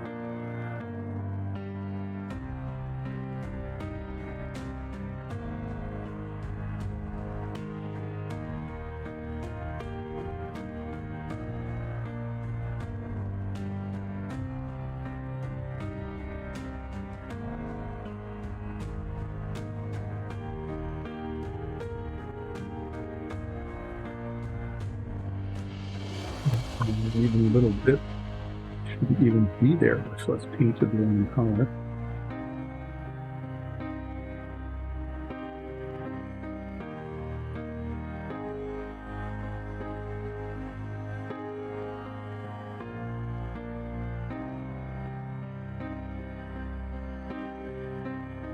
Again, inspect these things, pretty carefully before painting, but some of these little bits are really hard to see.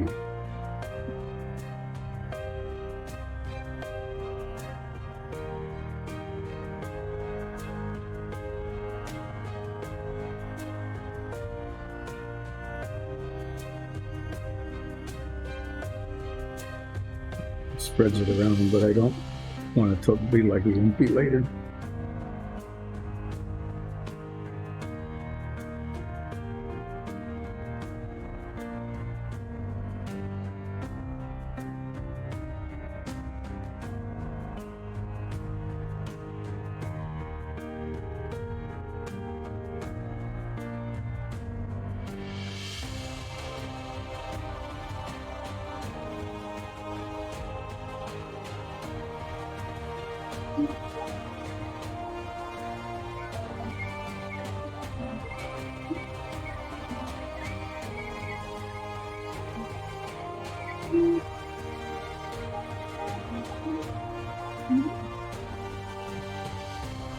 Really taking a beating here.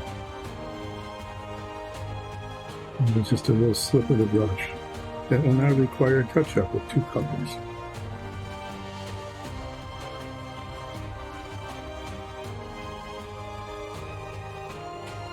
Steady hand today is not the case.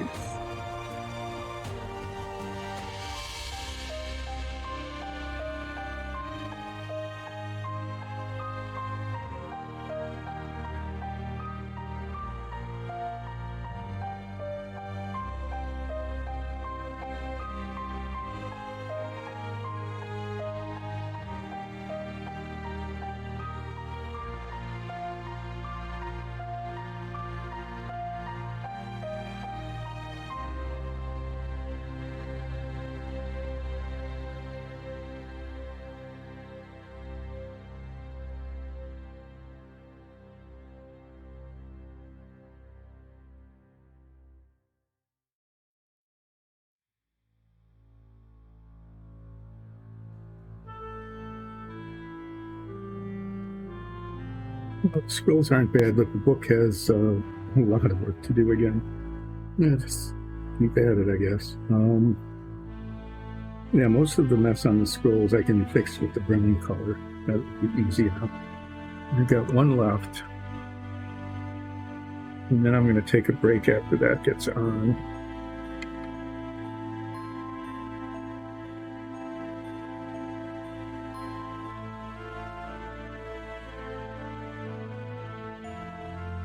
And then come back and do a touch-up on the book and the scroll case in the desktop.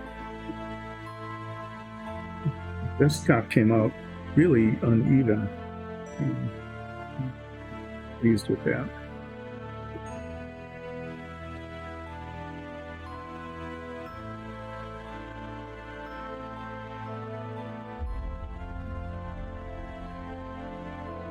Yeah, not much to do other than paint again. Okay, so this last one is buff, I think.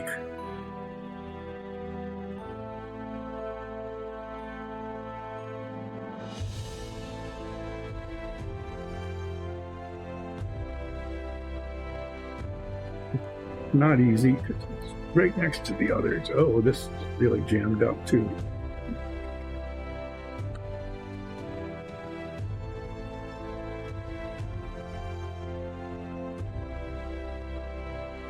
Yeah, there's a lot of paint on that. Yuck. Okay, we're going to try to be really careful because I don't want to keep going back and forth on these particularly.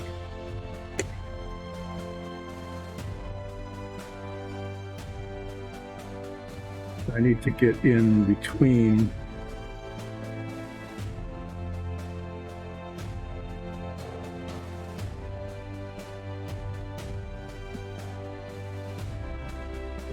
paint to not get all over.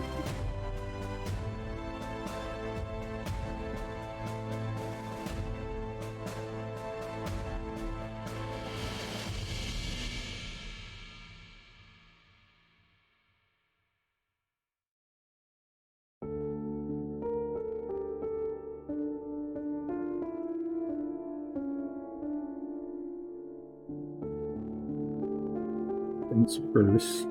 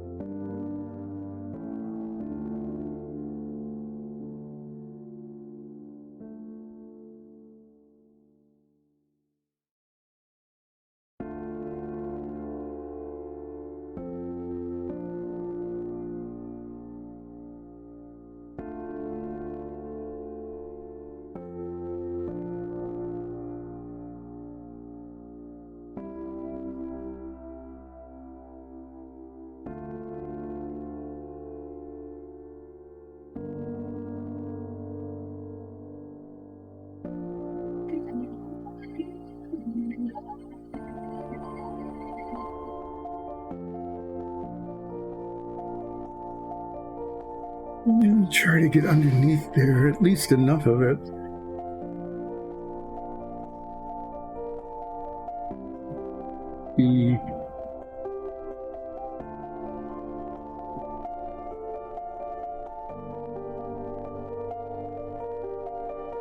Isn't going to be perfect coverage because it's just not possible to reach it all.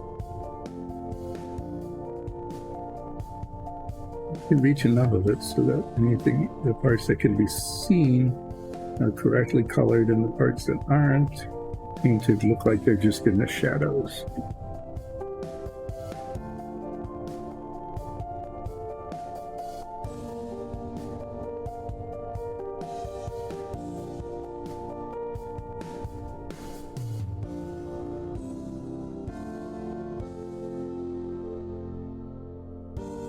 Yep, the scrolls are different colors. I think that's good. It shows most of the scroll detail pretty well. So I don't have to mess with a wash on them, which would be, I think, just really not good. If I do the touch-up on all the wood, I mean, it's really messy, right? Once that gets touched up, I think it'll look okay. So I'm going to take a quick break and let this dry. Then I'm going to come back and try to fix the book again. The purple, it looks like there's a little bit of azure there.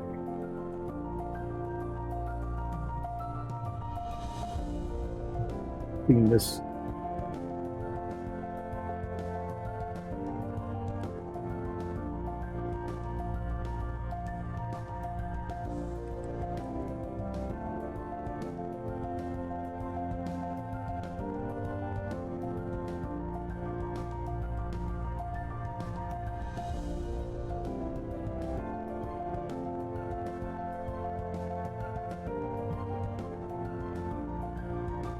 so maybe I'll get some denatured alcohol later or something and let that soak a little bit.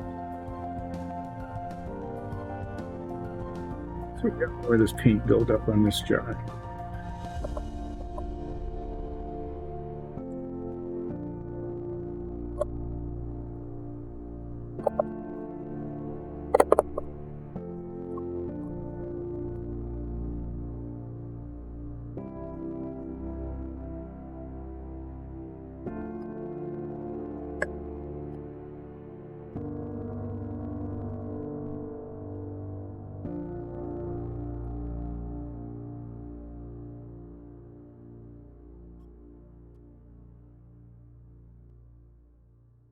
Okay, so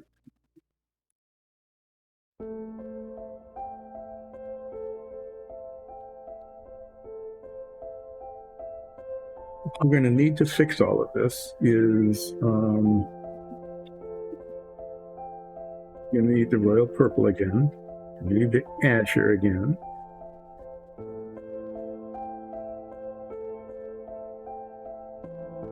You need this black red, all of this stuff, and then the flat brown for desktop. And there's unevenness in various and sundry places. The quill looks okay, the letter opener dagger looks okay.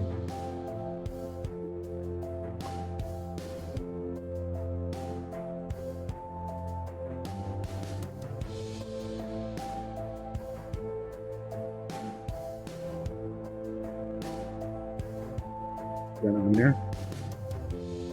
So yeah, so we need to do the azure there, just a little bit there and a little touch there, and then the purple all around it. And then, oh, I need the white gold, blush gold for the book edges. What we'll probably do first is the book, the three colors on that. And then get the flat brown out and do the touching up around the bases of the scrolls. and the desktop where it didn't cover evenly. Okay, and then I'm going to get the black red out and do little bits of touch up on the wood for this. And then we just need to do the bottom. And I'll be doing that in a lighter, kind of a lighter brown color, like flat earth maybe, or if we want to keep using some of the newer colors. There's a porch brown that looks really good with the wash on it. I might pull that out. And then use the smoky ink on it.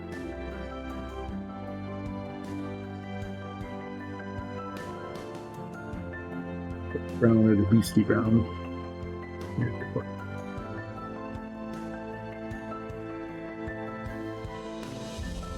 Yeah.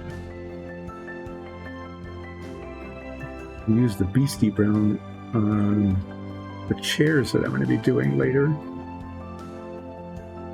And as usual, can't find the color I want.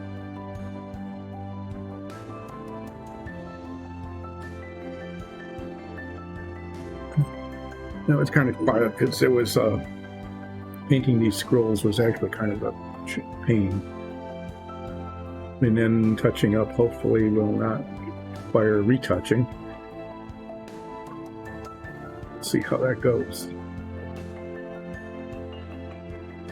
That's Beastie Brown. Beastie Brown is not well mixed. Beastie Brown maple. Let's see if there's shake on that.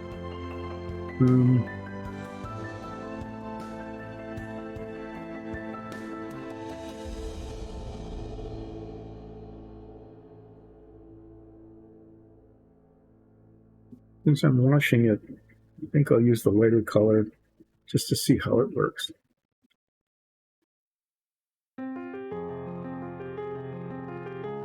Anyway, there's like 8 colors that need to go back on here yet. And we're going to take a break, let what's on there dry. Take this with me and probably just keep shaking it because it's a mess. That will nicely on the shelf. Okay, so we're going to take a break.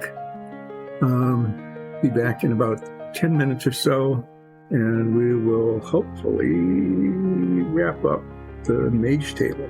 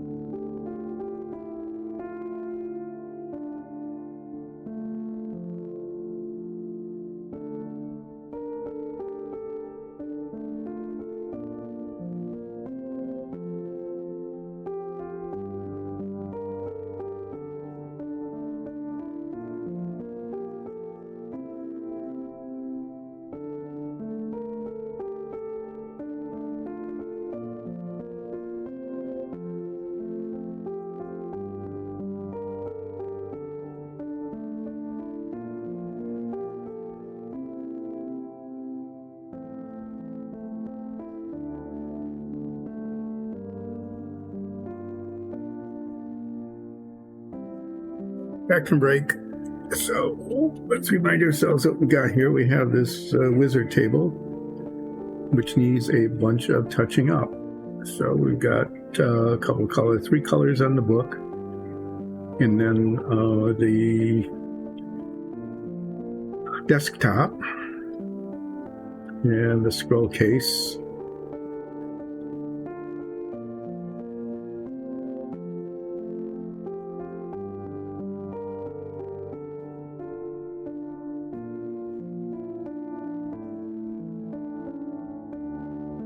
Through the base, so we've got azure and a purple, and gold. The book that needs much touch rating, so we'll start with the azure. There's this tiny little spot there that needs to be done.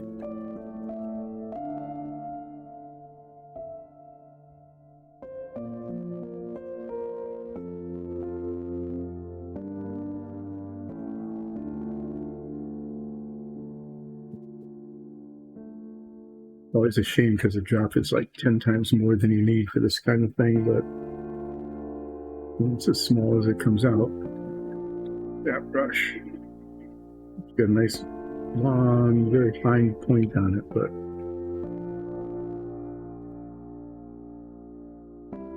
this one's been working better. Okay, so we're going to start on the inside of the blue. Try to touch it up.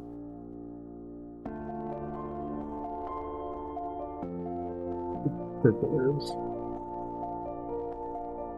And that's all that was. That little dot. There's a bunch of purple though. A lot of purple needs to be done.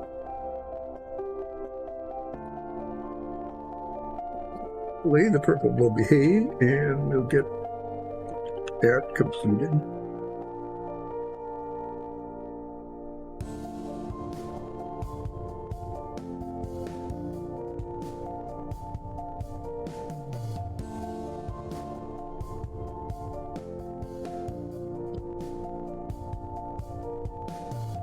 We're doing is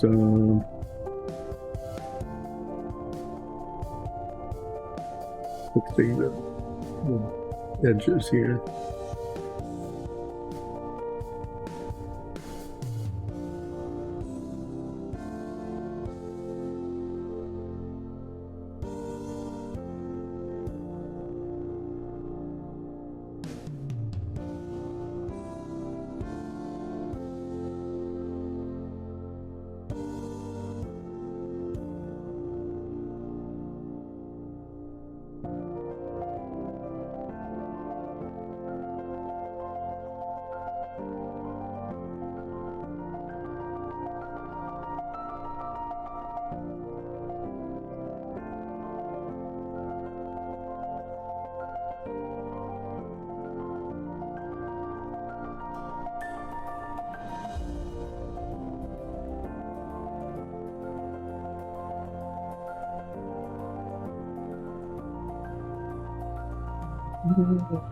Harvesting layers to go right along the edge.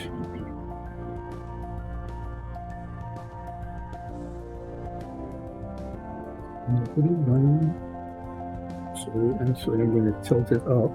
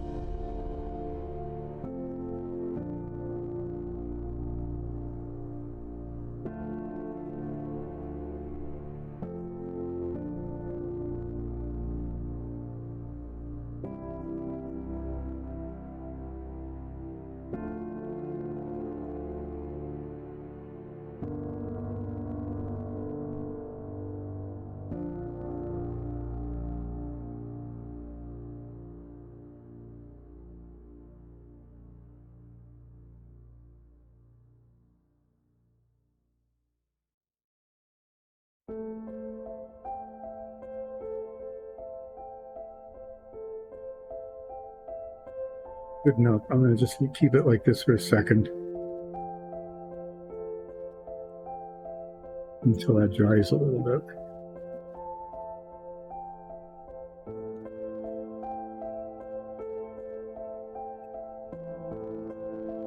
It's a little runny and I don't want to run onto the edge and have to start over. I need to do the book binding. That got covered over way at the beginning.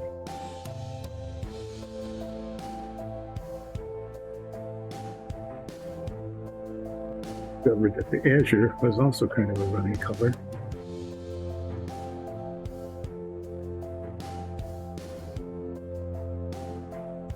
Hopefully we can get this in between the two purples. And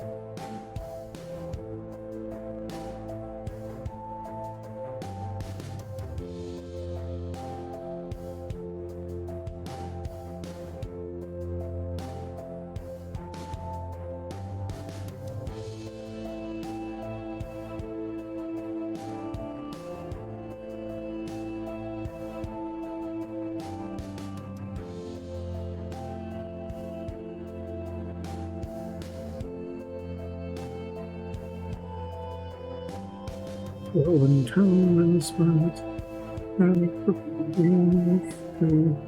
we're still that even just purple. Okay, so what we'll do next is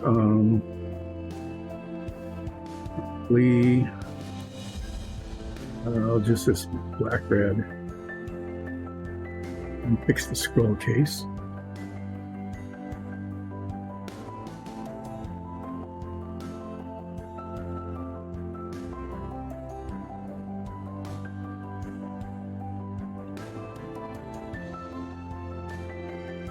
This it just got messy.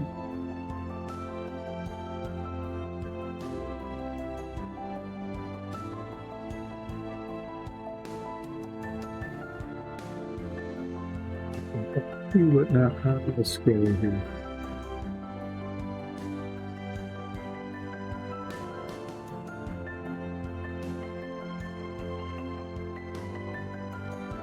This is where that longer bristle, even though it's difficult to work with,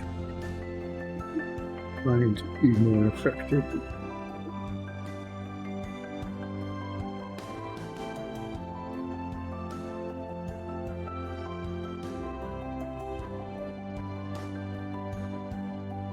I'm starting to get the paint to flow in to that gap.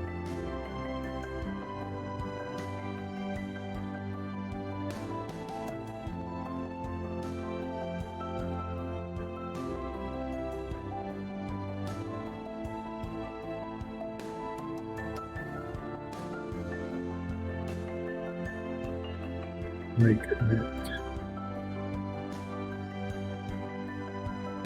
Keep it at this kind of angle at the moment, because again, I don't want the paint to flow into a place I don't want it to flow. I can get a number of these spots without turning it. Gravity on my side, at least for a goodly amount of time.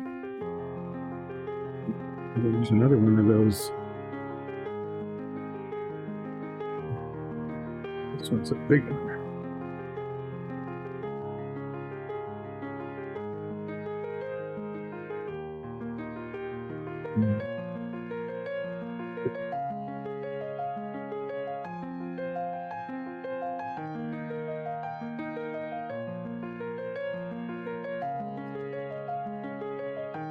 So we're going to touch up as much as we can with it oriented this way.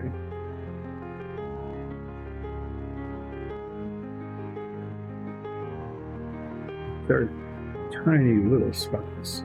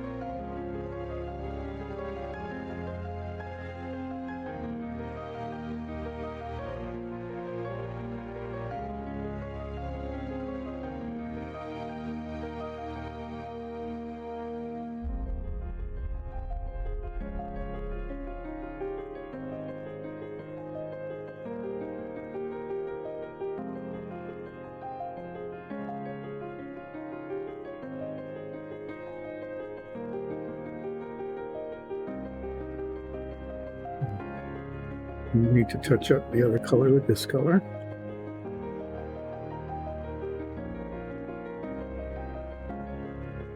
Just trying to make the scrolls go through the holes a little better. Just pushing tiny bits of paint into the edges there.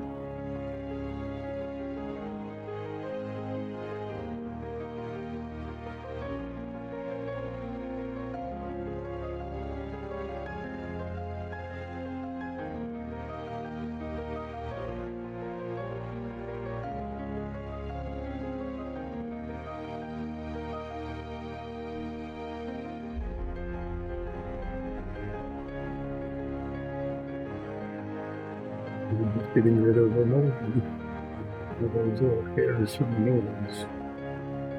Not the mold, okay.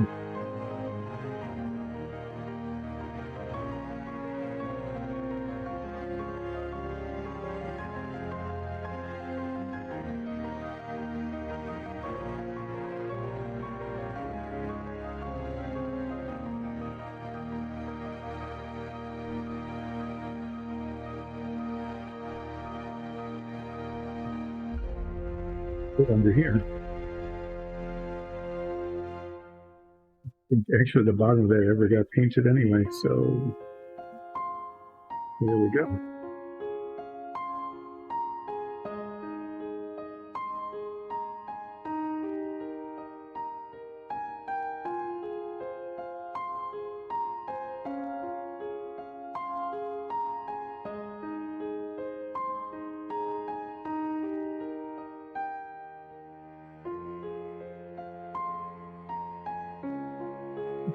It's paint under the light, a spot that I touched up just because of it's bright until it's glossy until it dries. You can't really see.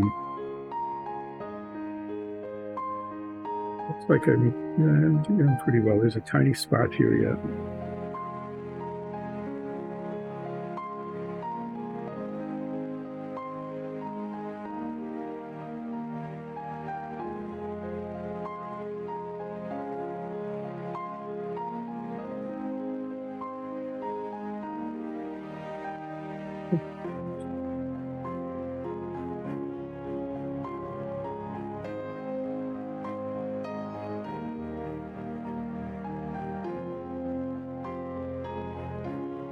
Uneven because it's still wet. Look, see, there's a big area here.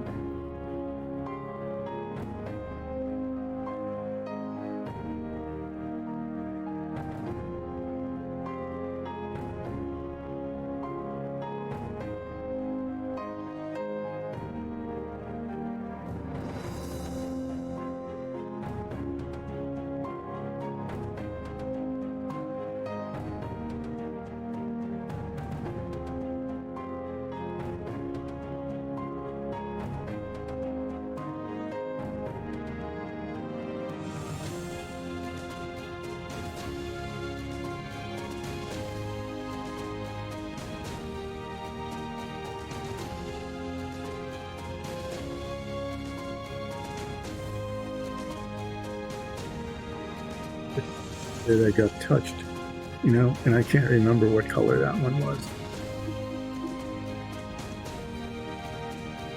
Maybe dark sand.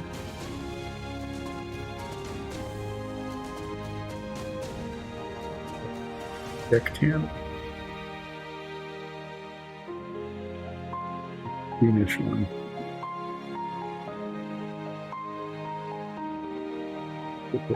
Just touched it right there.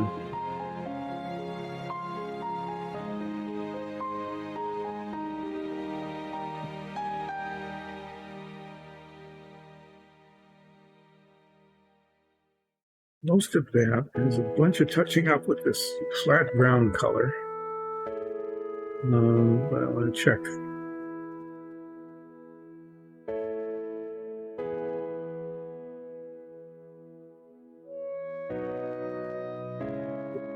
Whether the book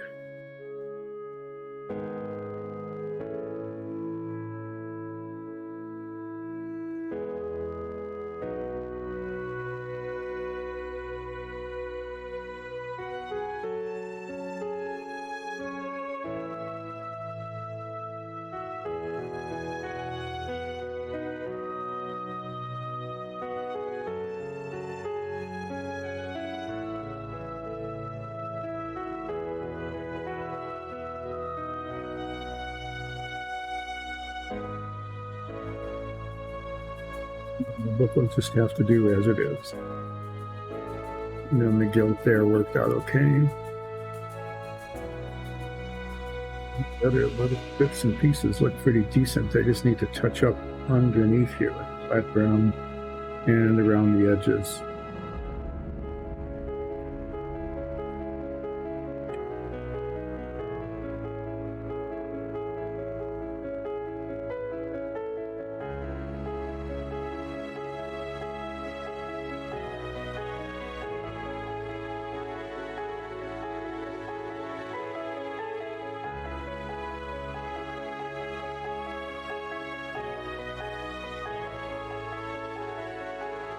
A little touching up here because just it was really hard to reach underneath with the colors of the scrolls. Most of it's pretty straightforward. It's just like the surface there, and then we're trying to reach in, the brush hit it, and it's made a blob, and that's pretty easy to fix. Sometimes a little less easy to fix is like under here.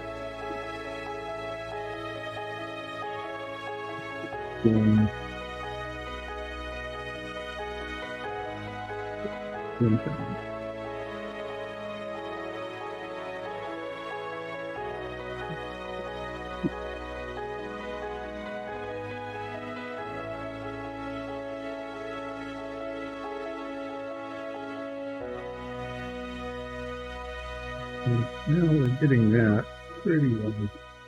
You have to really look under there to see that there's a problem.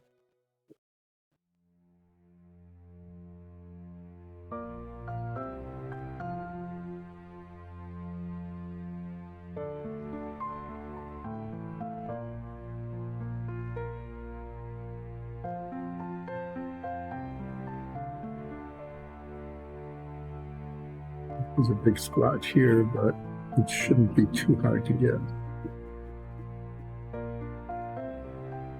It's mainly caused by trying to reach in, especially in between those guys.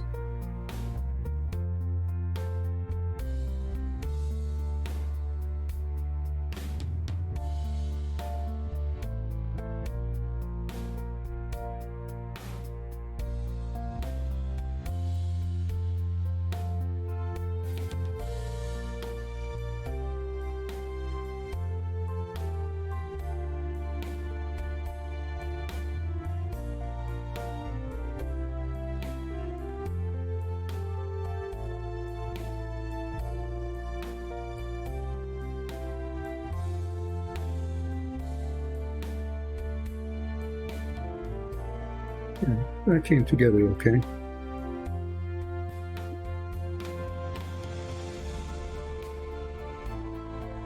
There's just, for some reason, there's little specks, here and there, scattered around.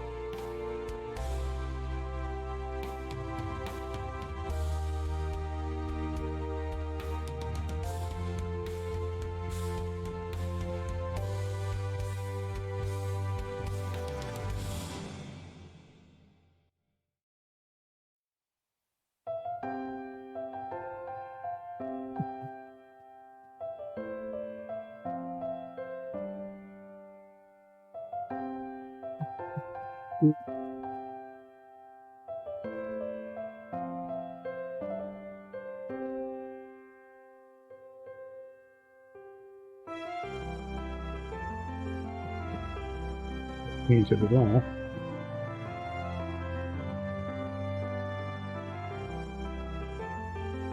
Grab some paint that was mostly dry, and it wasn't really effective.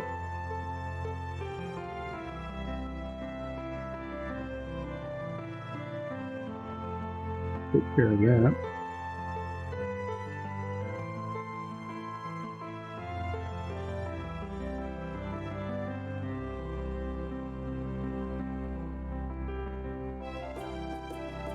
I think that's looking okay.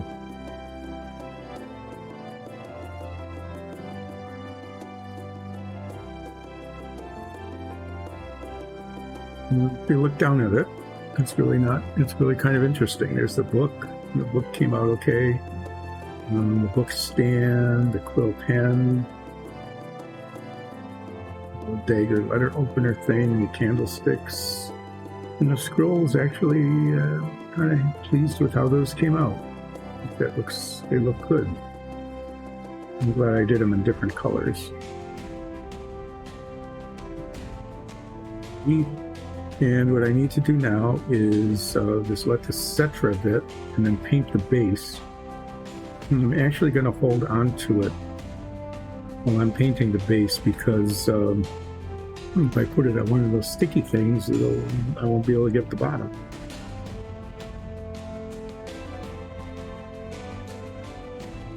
So it's not always the best way to do things, but it should be effective. So what did I say I was going to do? Something like cork brown with this smoky ink wash on it. I think that'll work. And I should be able to use a fairly large brush with that.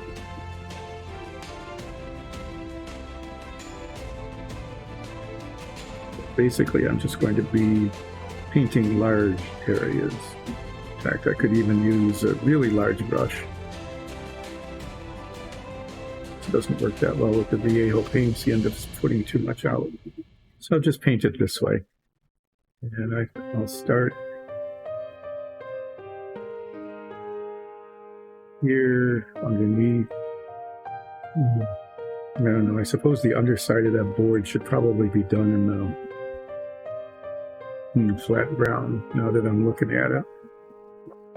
I mean, it's the same board as the tabletop, and you can't really see it, but let's be consistent. And squeeze out a big chunk of it here.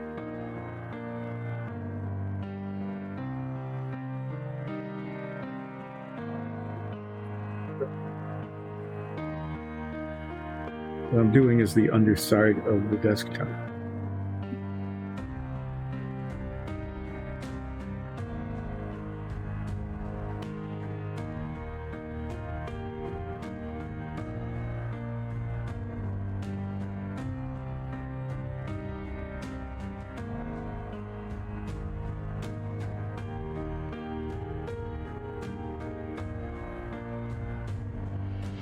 I said you wouldn't be able to see it, but you never know. Maybe, the desk might get knocked over in a fight or something.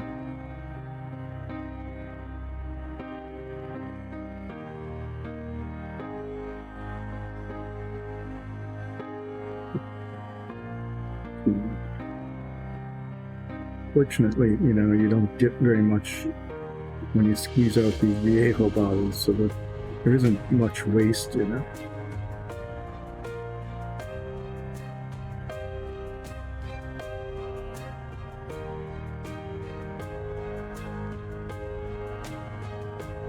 As I did that, there's a couple of spots of this really dark red. Ink is still active, but there's a couple of spots that need to be touched up.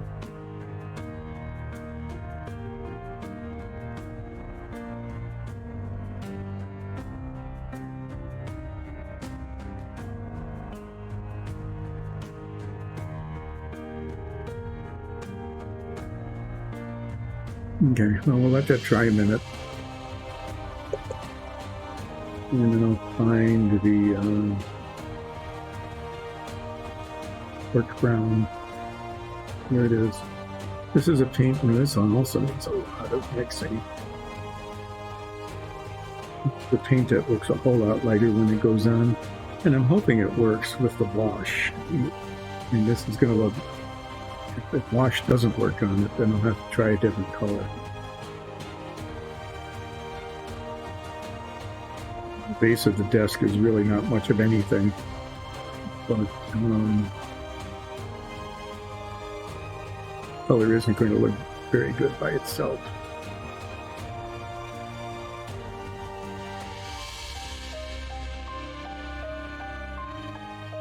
But I'm picking it because it's light enough that the wash will show on it pretty well.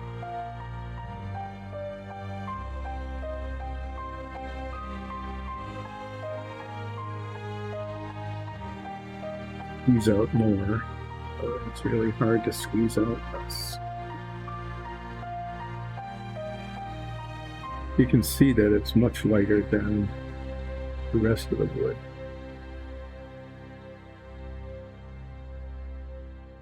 Even though it gets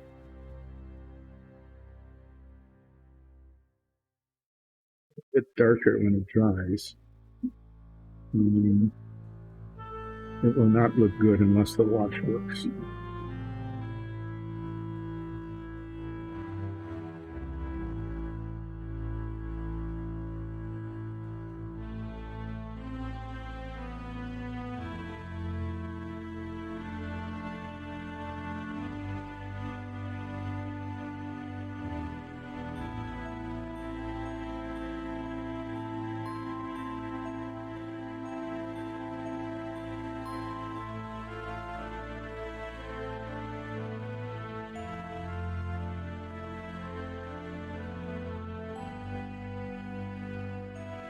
This table has been a good chance to try out some of the new colors. And almost every color I've used on here has been one of the new ones. And kind of interesting.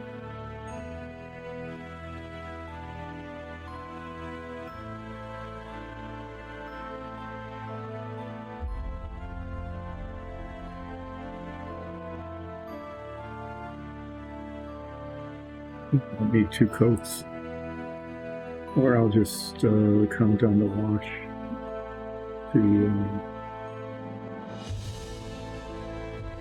make it look better.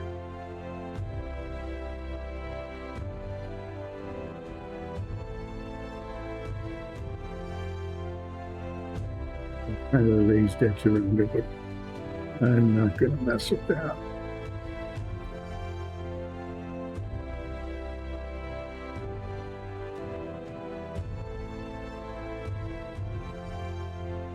I'm just noticing there's kind of a raised edge on the side panel.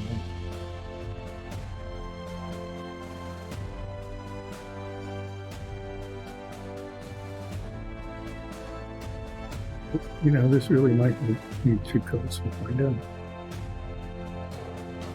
And if it does, we will.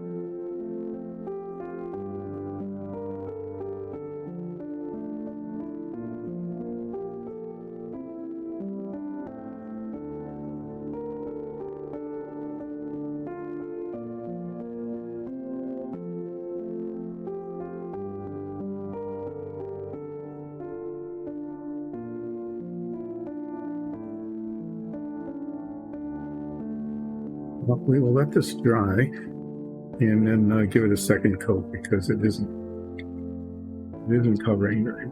And even though I'm going to be putting a wash on it, Just wanted to look better than that. It's a base coat. So we'll set that down. And what we're going to do now, since we've got about an hour left, 5 minutes or so, is go in the grab bag here.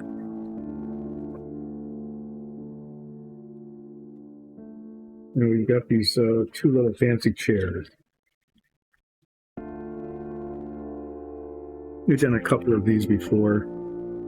Basically, it looks like is that it's going to be wood with a metal decorative band on it, hobnailed kind of thing, and a fancy cushion. And I'm not going to get too carried away with these. So I want to paint the wood this beastie brown color. It's a new color, and use a wash on that. And then probably, I'm really kind of liking this new bronze. I'm going to use the bronze on the belt, the decorative little belt. Come back with the brown and touch up wherever it went over. Well, actually, I'll paint that. And then the seat cushion, and then come back with the brown and do touch up on both of those. You know, I really need to put these, it's a little awkward. I mean, they need to go on here. Otherwise, there's no place to hold them. But it also gets in the way of painting the very bottoms of the feet. So we'll go with that when we do the wall, probably. So I need the beastie brown. I think I found it earlier.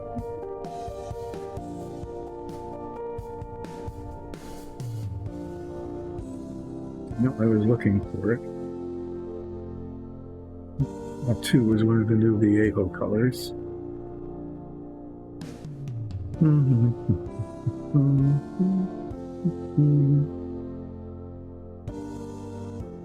It's always a fun part of the show, isn't it? Watching me look for a paint.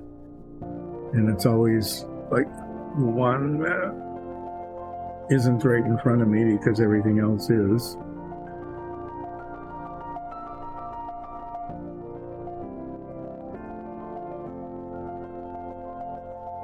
Sometimes they're behind something else.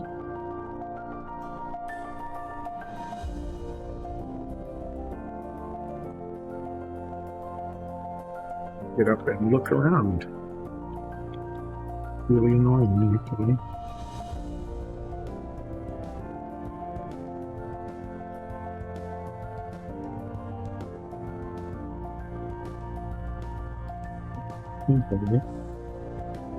Oh, I know.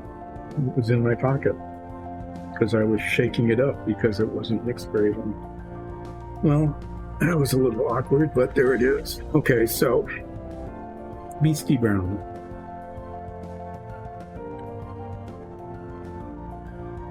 This turns a lot darker. A lot of these browns turn a lot darker as they dry. And this, of course, is one of them.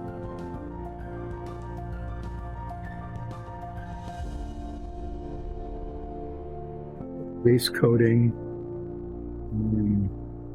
2 and slightly onto the metal band. It's painted metal.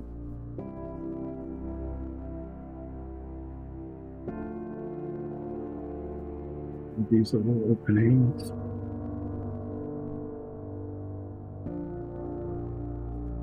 Print thing.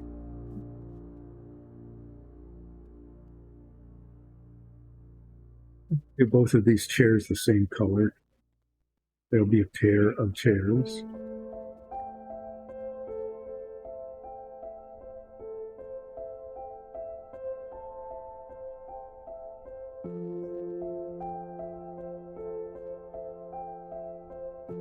As I'm painting it, does the seat cushion come down across the front?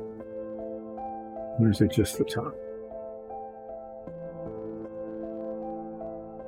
I'll decide that when I pull out the seat cushion color.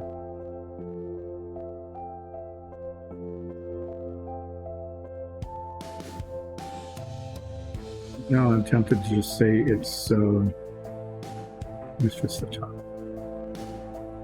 I'm not sure how we did the other ones. It probably doesn't much matter because those won't go along with this one. This is one of two of the pair.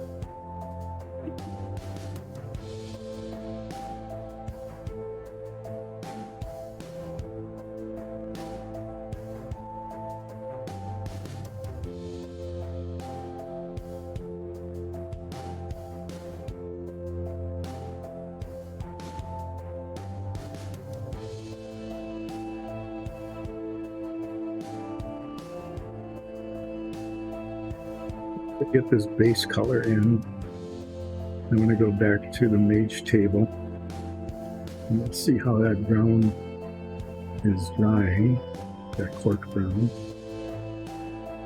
and decide if I really want to put a second coat on it.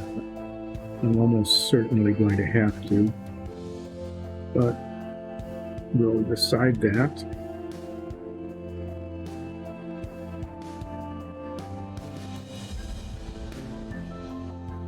Coats.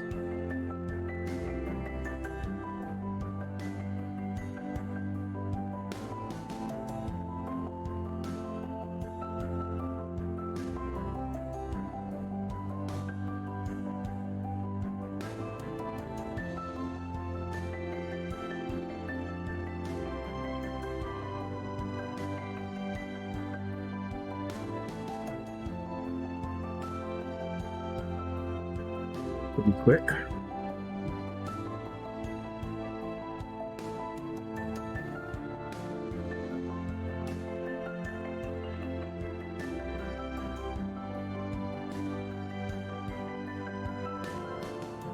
And this one from the bottom up, just for variety, you know.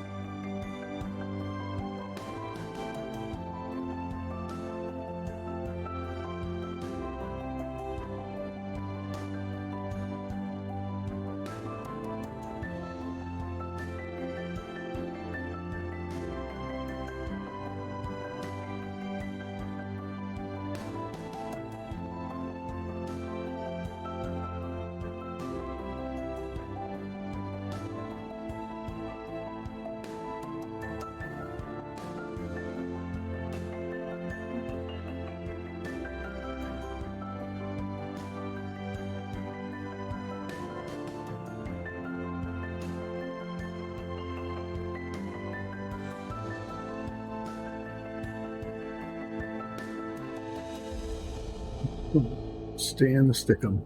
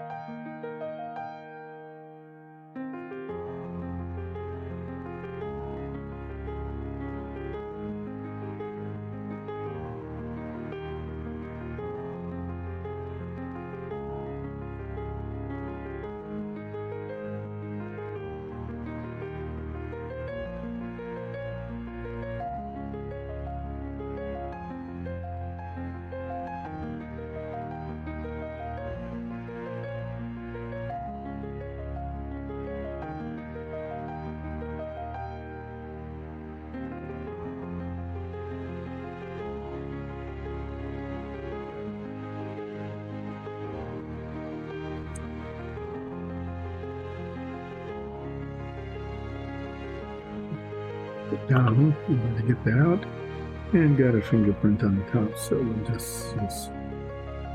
just still quite yet. We'll just take care of that. Okay. So the only let those dry fairly well. Let me go back to this thing. Paint is still wet. Okay.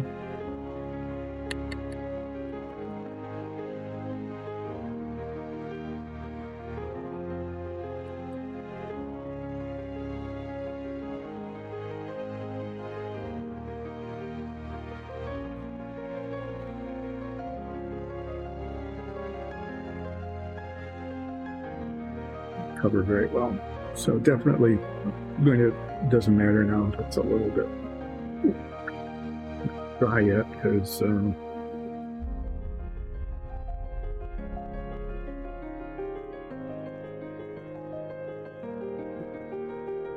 same color.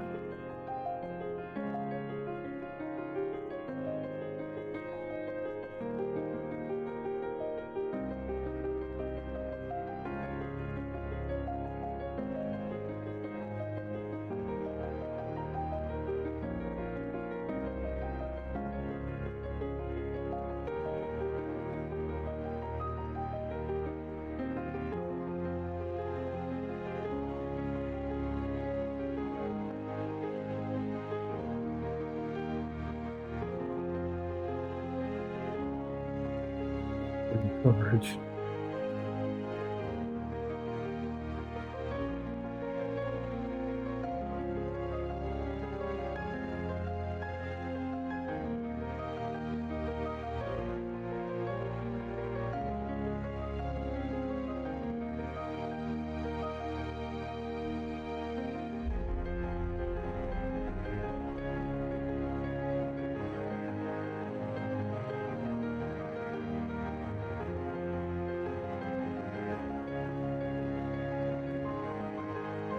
And we might as well do the insides.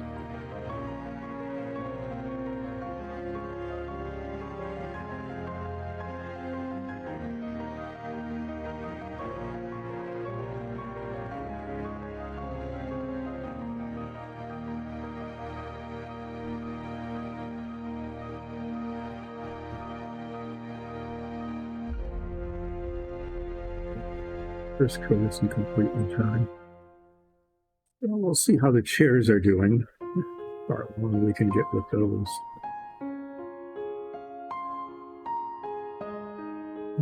Is the temperature or the humidity or something? Whatever it is, things are taking longer to dry today than they usually do.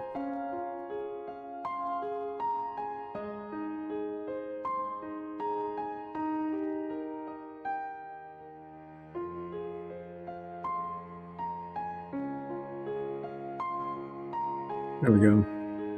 We'll just set that down and wait.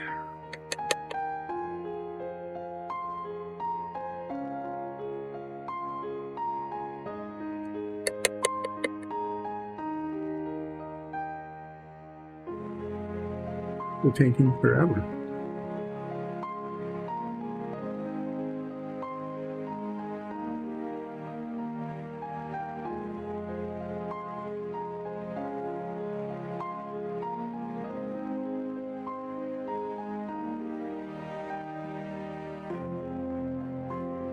Filaments for the printing.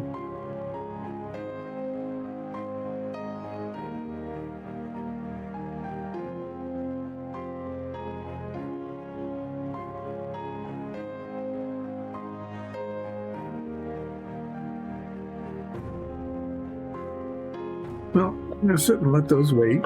In the meantime, clean these up. I think I'm going to make the seat cushions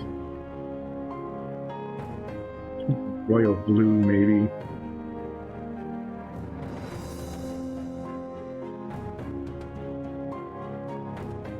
I'll use that ultramarine, another color I hadn't used yet. Might as well keep using the new colors. Blue,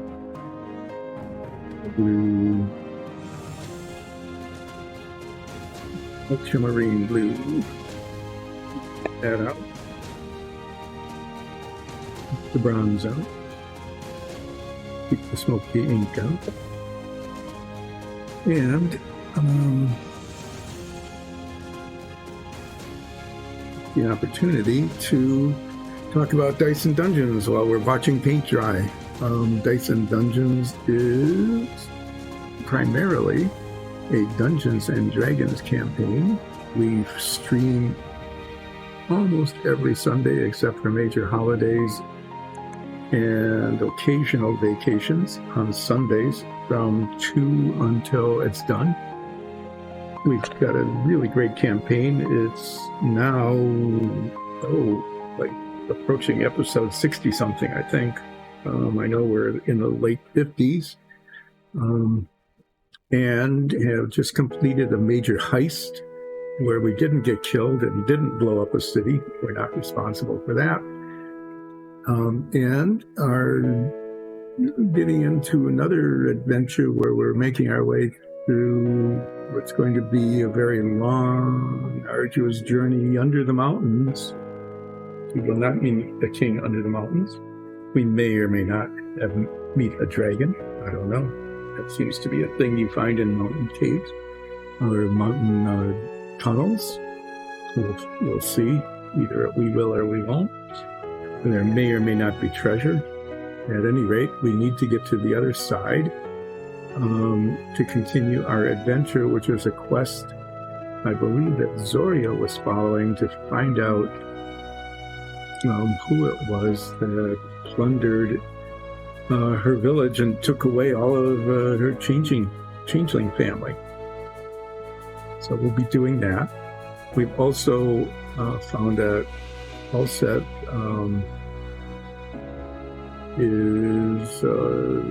has met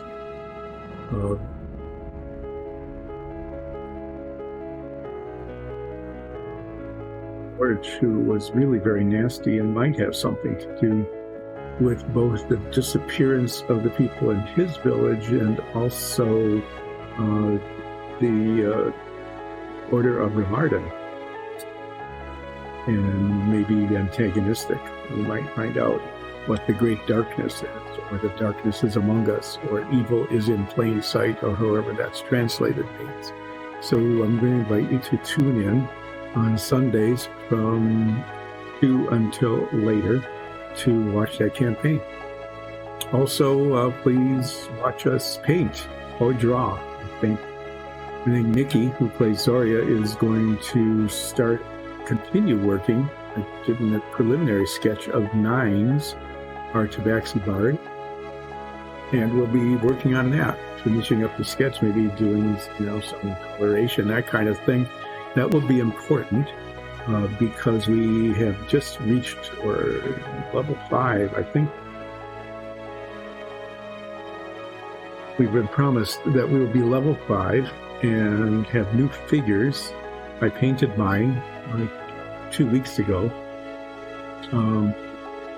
Nikki will be painting Zoria, and one of the two of us will be taking on Nines, but we can't take on Nines until we know the color of the clothes, which Nikki will be looking up because it was revealed to us during one of the episodes when we got really fine, nice clothing. Nines is wearing that nice new clothes, and we need to know what it looks like so that the drawing and the figure painting are consistent with that. And let's see, how is the paint drying going? The paint drying might be dry enough to paint the band on the backs of these, because the backs were painted earlier. On this one, we're going to give it a try. Getting a little impatient. That may or may not be a problem.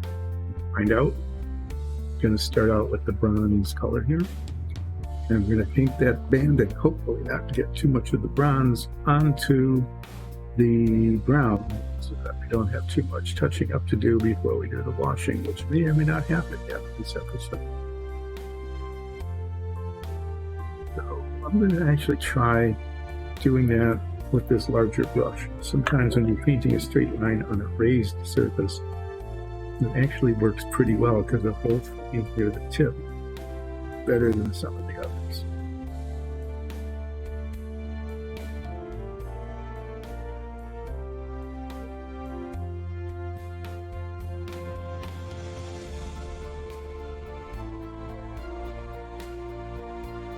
We'll do the top right-handed here. Moving across the screen. And then flip it over and do the bottom right-handed in the opposite direction.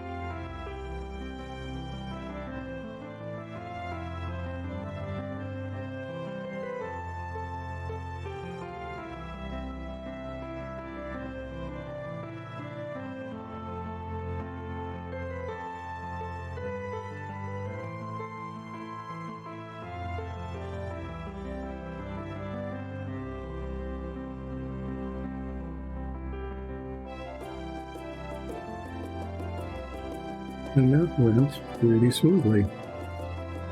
And that bronze looks pretty good against that.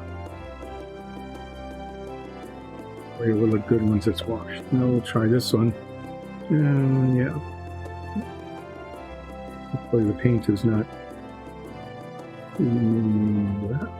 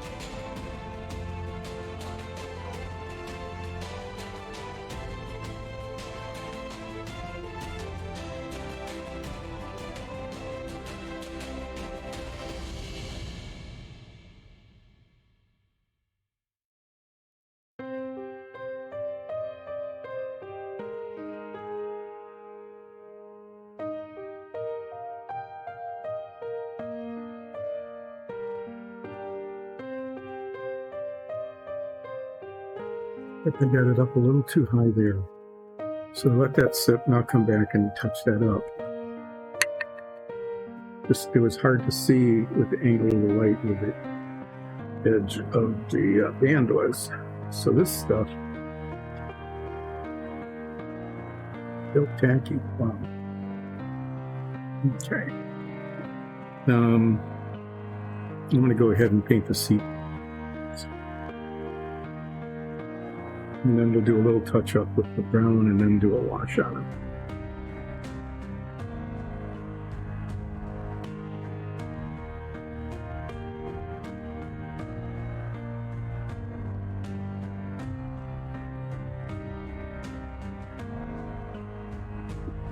First started this, we didn't use very many of the Viejo paints, and we were just putting the paints in little basically medicine cups, like the kind you get with NyQuil or something. Because we were painting a whole lot of set pieces like dungeon tiles and so on, so we were using vast quantities of the Tamiya and just using this for little touch-ups.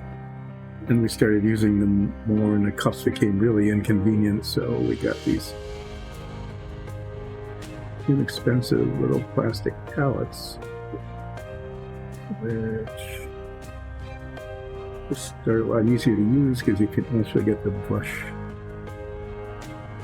into it. You can see how much paint you use and clean them up and reuse them at least, a couple dozen times. I think they came in like a pack of 12 or something, so they're pretty convenient and inexpensive. There, it'll get a little darker when it dries, but it looks, it looks fancy.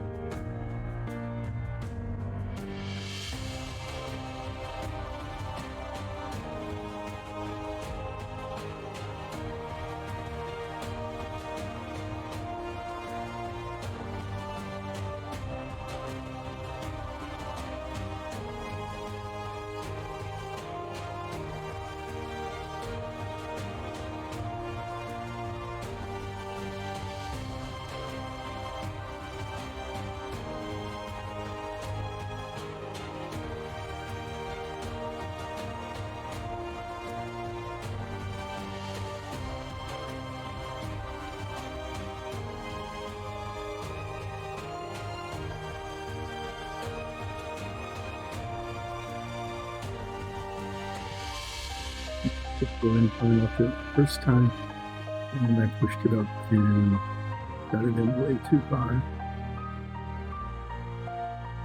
That'll need some brown touching up.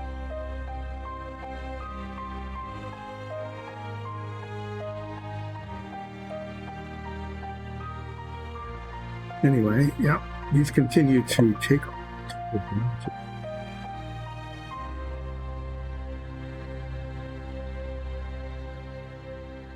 the nature of the new paint.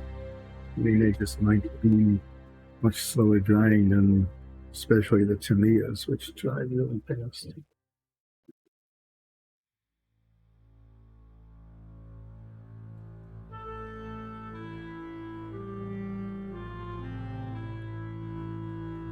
I can be able to touch that up. Probably not enough time even in this stream to do that, but what I am going to do, even though it's still a little tacky, it shouldn't matter too much with the wash, is I'm going to get out this smoky ink wash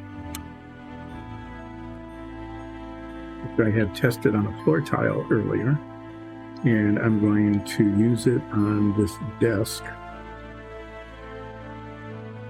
the base of the desk, to see how it works. And if it doesn't look good, I'll just pick a different color and repaint it. This looked really good on the floor tile, so we'll see how it looks on this color.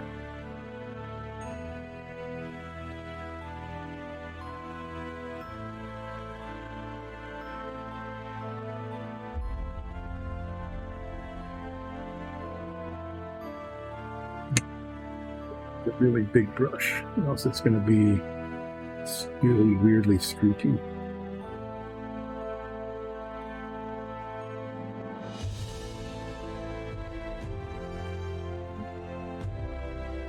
Now the texture of will make it work this way.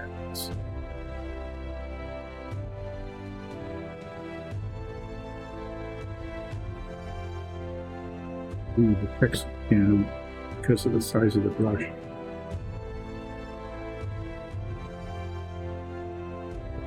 Print.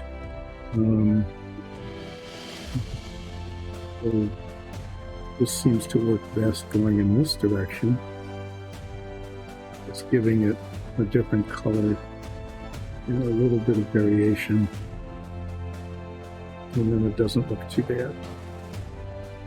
This might actually work, but we'll see when it dries. If it doesn't look good, then, like I said, this part of it is pretty easy to repaint. The paint's wet, and I touched surface of that other brown, which is not good. Need to touch that up before we stop today, because I don't want that. I don't want that hanging out there. And that was the flat brown, as I recall.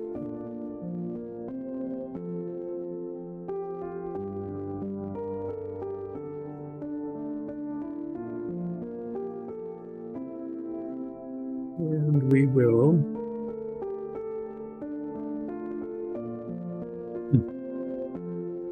in some spots that were touched up but are no longer touched. Weird.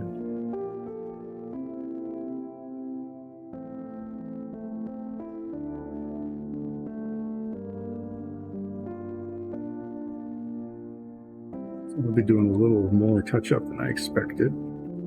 Nothing really big, but it will definitely fill the remaining 15 minutes.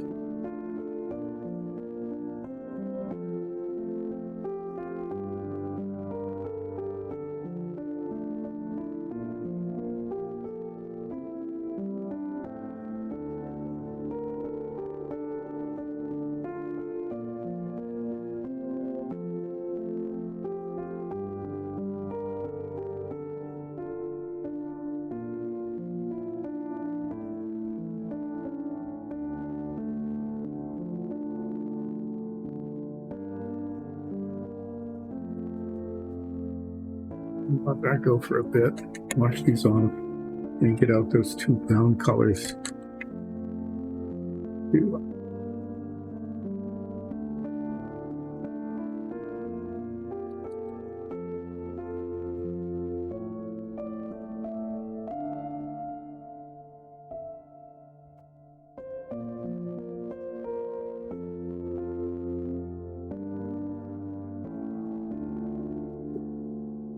They look like they could use a bath in denatured alcohol. Actually, these brushes are looking like they could use a replacement.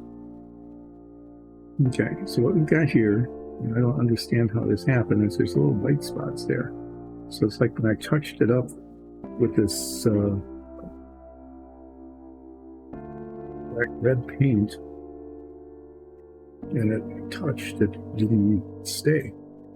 I need hardly any of it, so I'm going to see if I can just get it out of the bottle cap. Probably not.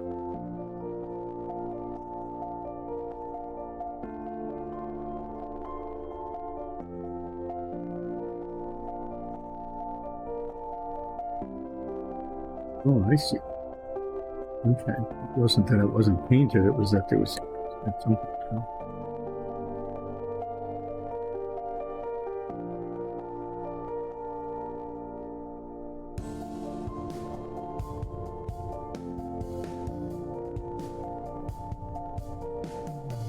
Good news.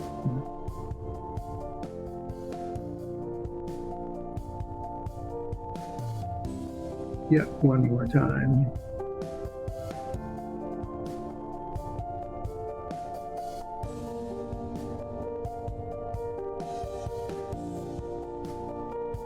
Basically to touch up the spot. That's where I touched it with my sticky finger. It's good. Now, I'm not being patient.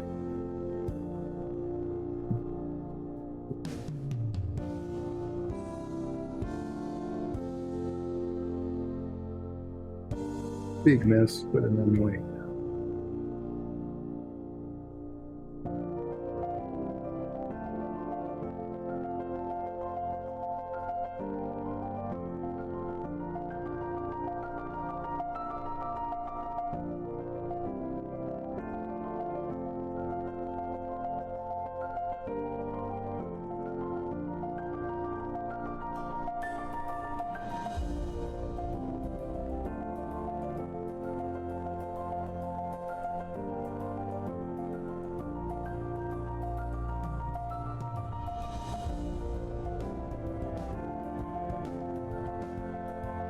Hit by the spot that had been touched. does need to be painted over.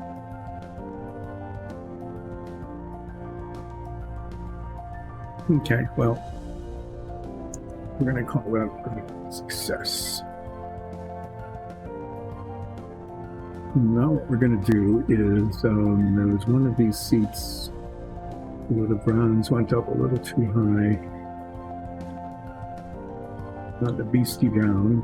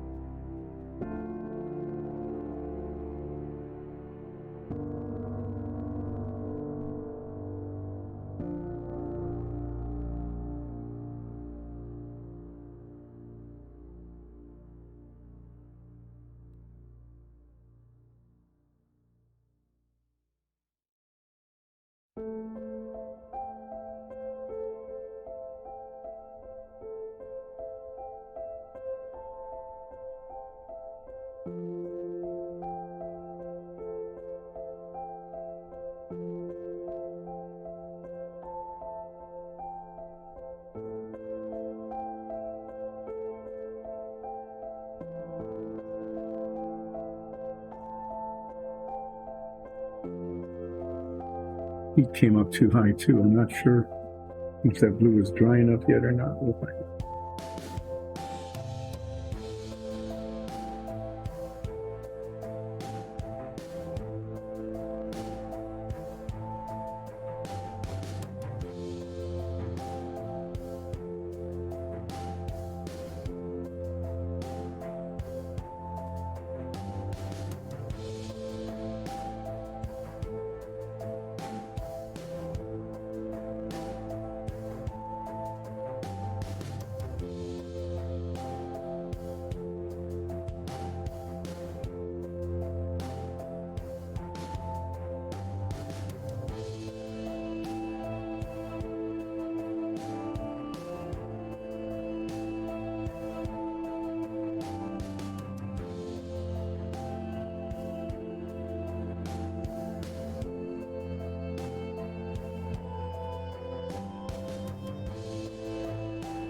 Okay, well, there's that, and there's that.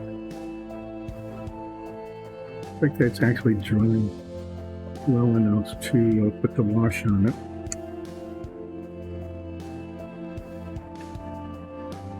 We can do that. And I'm going to use the same smoky wash that I used in the Mage Table, which I am putting up there so I can use it. Yeah, I mean, we got this. Let's keep trying it on different things. I'm just going to use a smaller brush on this though.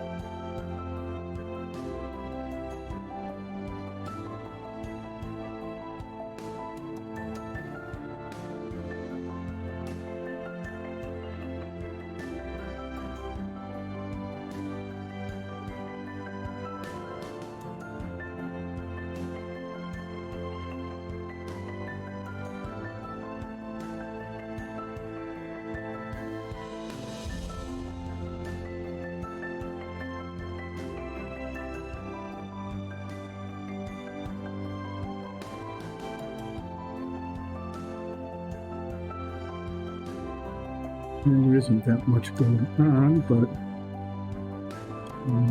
you know, it just gives the wood, seems to work pretty well in this color.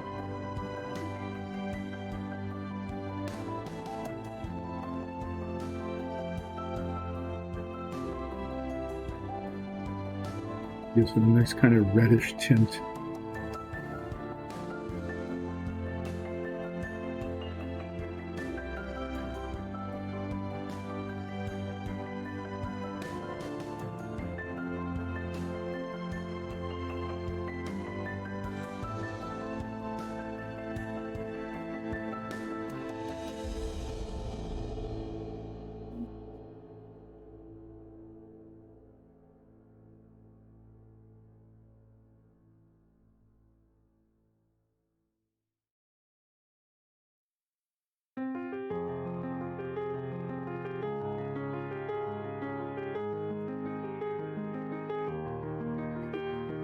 Yeah, so just trying to make sure it's even. But yeah, I mean, you can see the difference in the richness of the wood color. So another drop of this, and I'll do the other chair. And then I think we will have done pretty well. We will have done 3 things out of the grab bag. Mage Table. And all sorts of paraphernalia sitting on the surface. And 2 fancy chairs, which probably have nothing at all to do with the Mage Table, but who knows? Never know. There might be guest chairs for subjects of magery.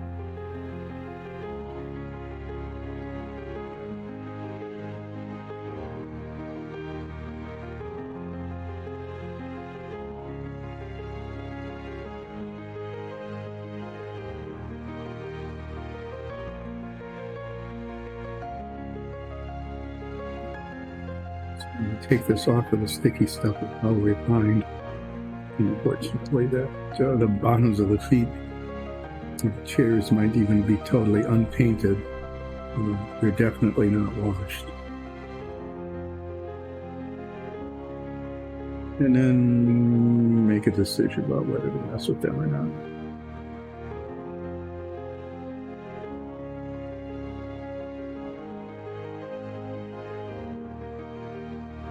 It looks like pretty nice fancy wood, and it's turning out to be that way. It's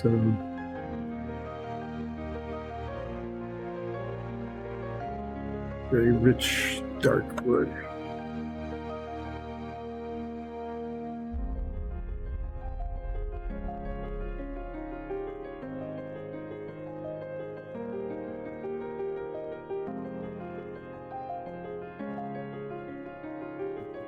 And kind of wonderful.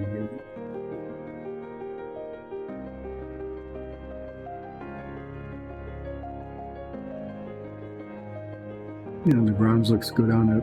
It's kind of darker than the bright grass. You don't have to wash it. So, and they have really blue seat cushions. Okay, well, we are going to be wrapping up our Wednesday session of relaxing painting with dice and dungeons. If you like this, please feel free to be a follower. You can, even if you want, go to patreon.com/diceanddungeons and use Patreon to support us and our shows. In the meantime, we are going to let all of these paints dry. Look. Fancy Mage Table, all the stuff on it. And yeah, for me, the next step is to clean up. But I'll be doing that after the stream ends. So thanks for joining. Really appreciate everybody who was watching. And join us again on Friday at 10, from 10 until 2.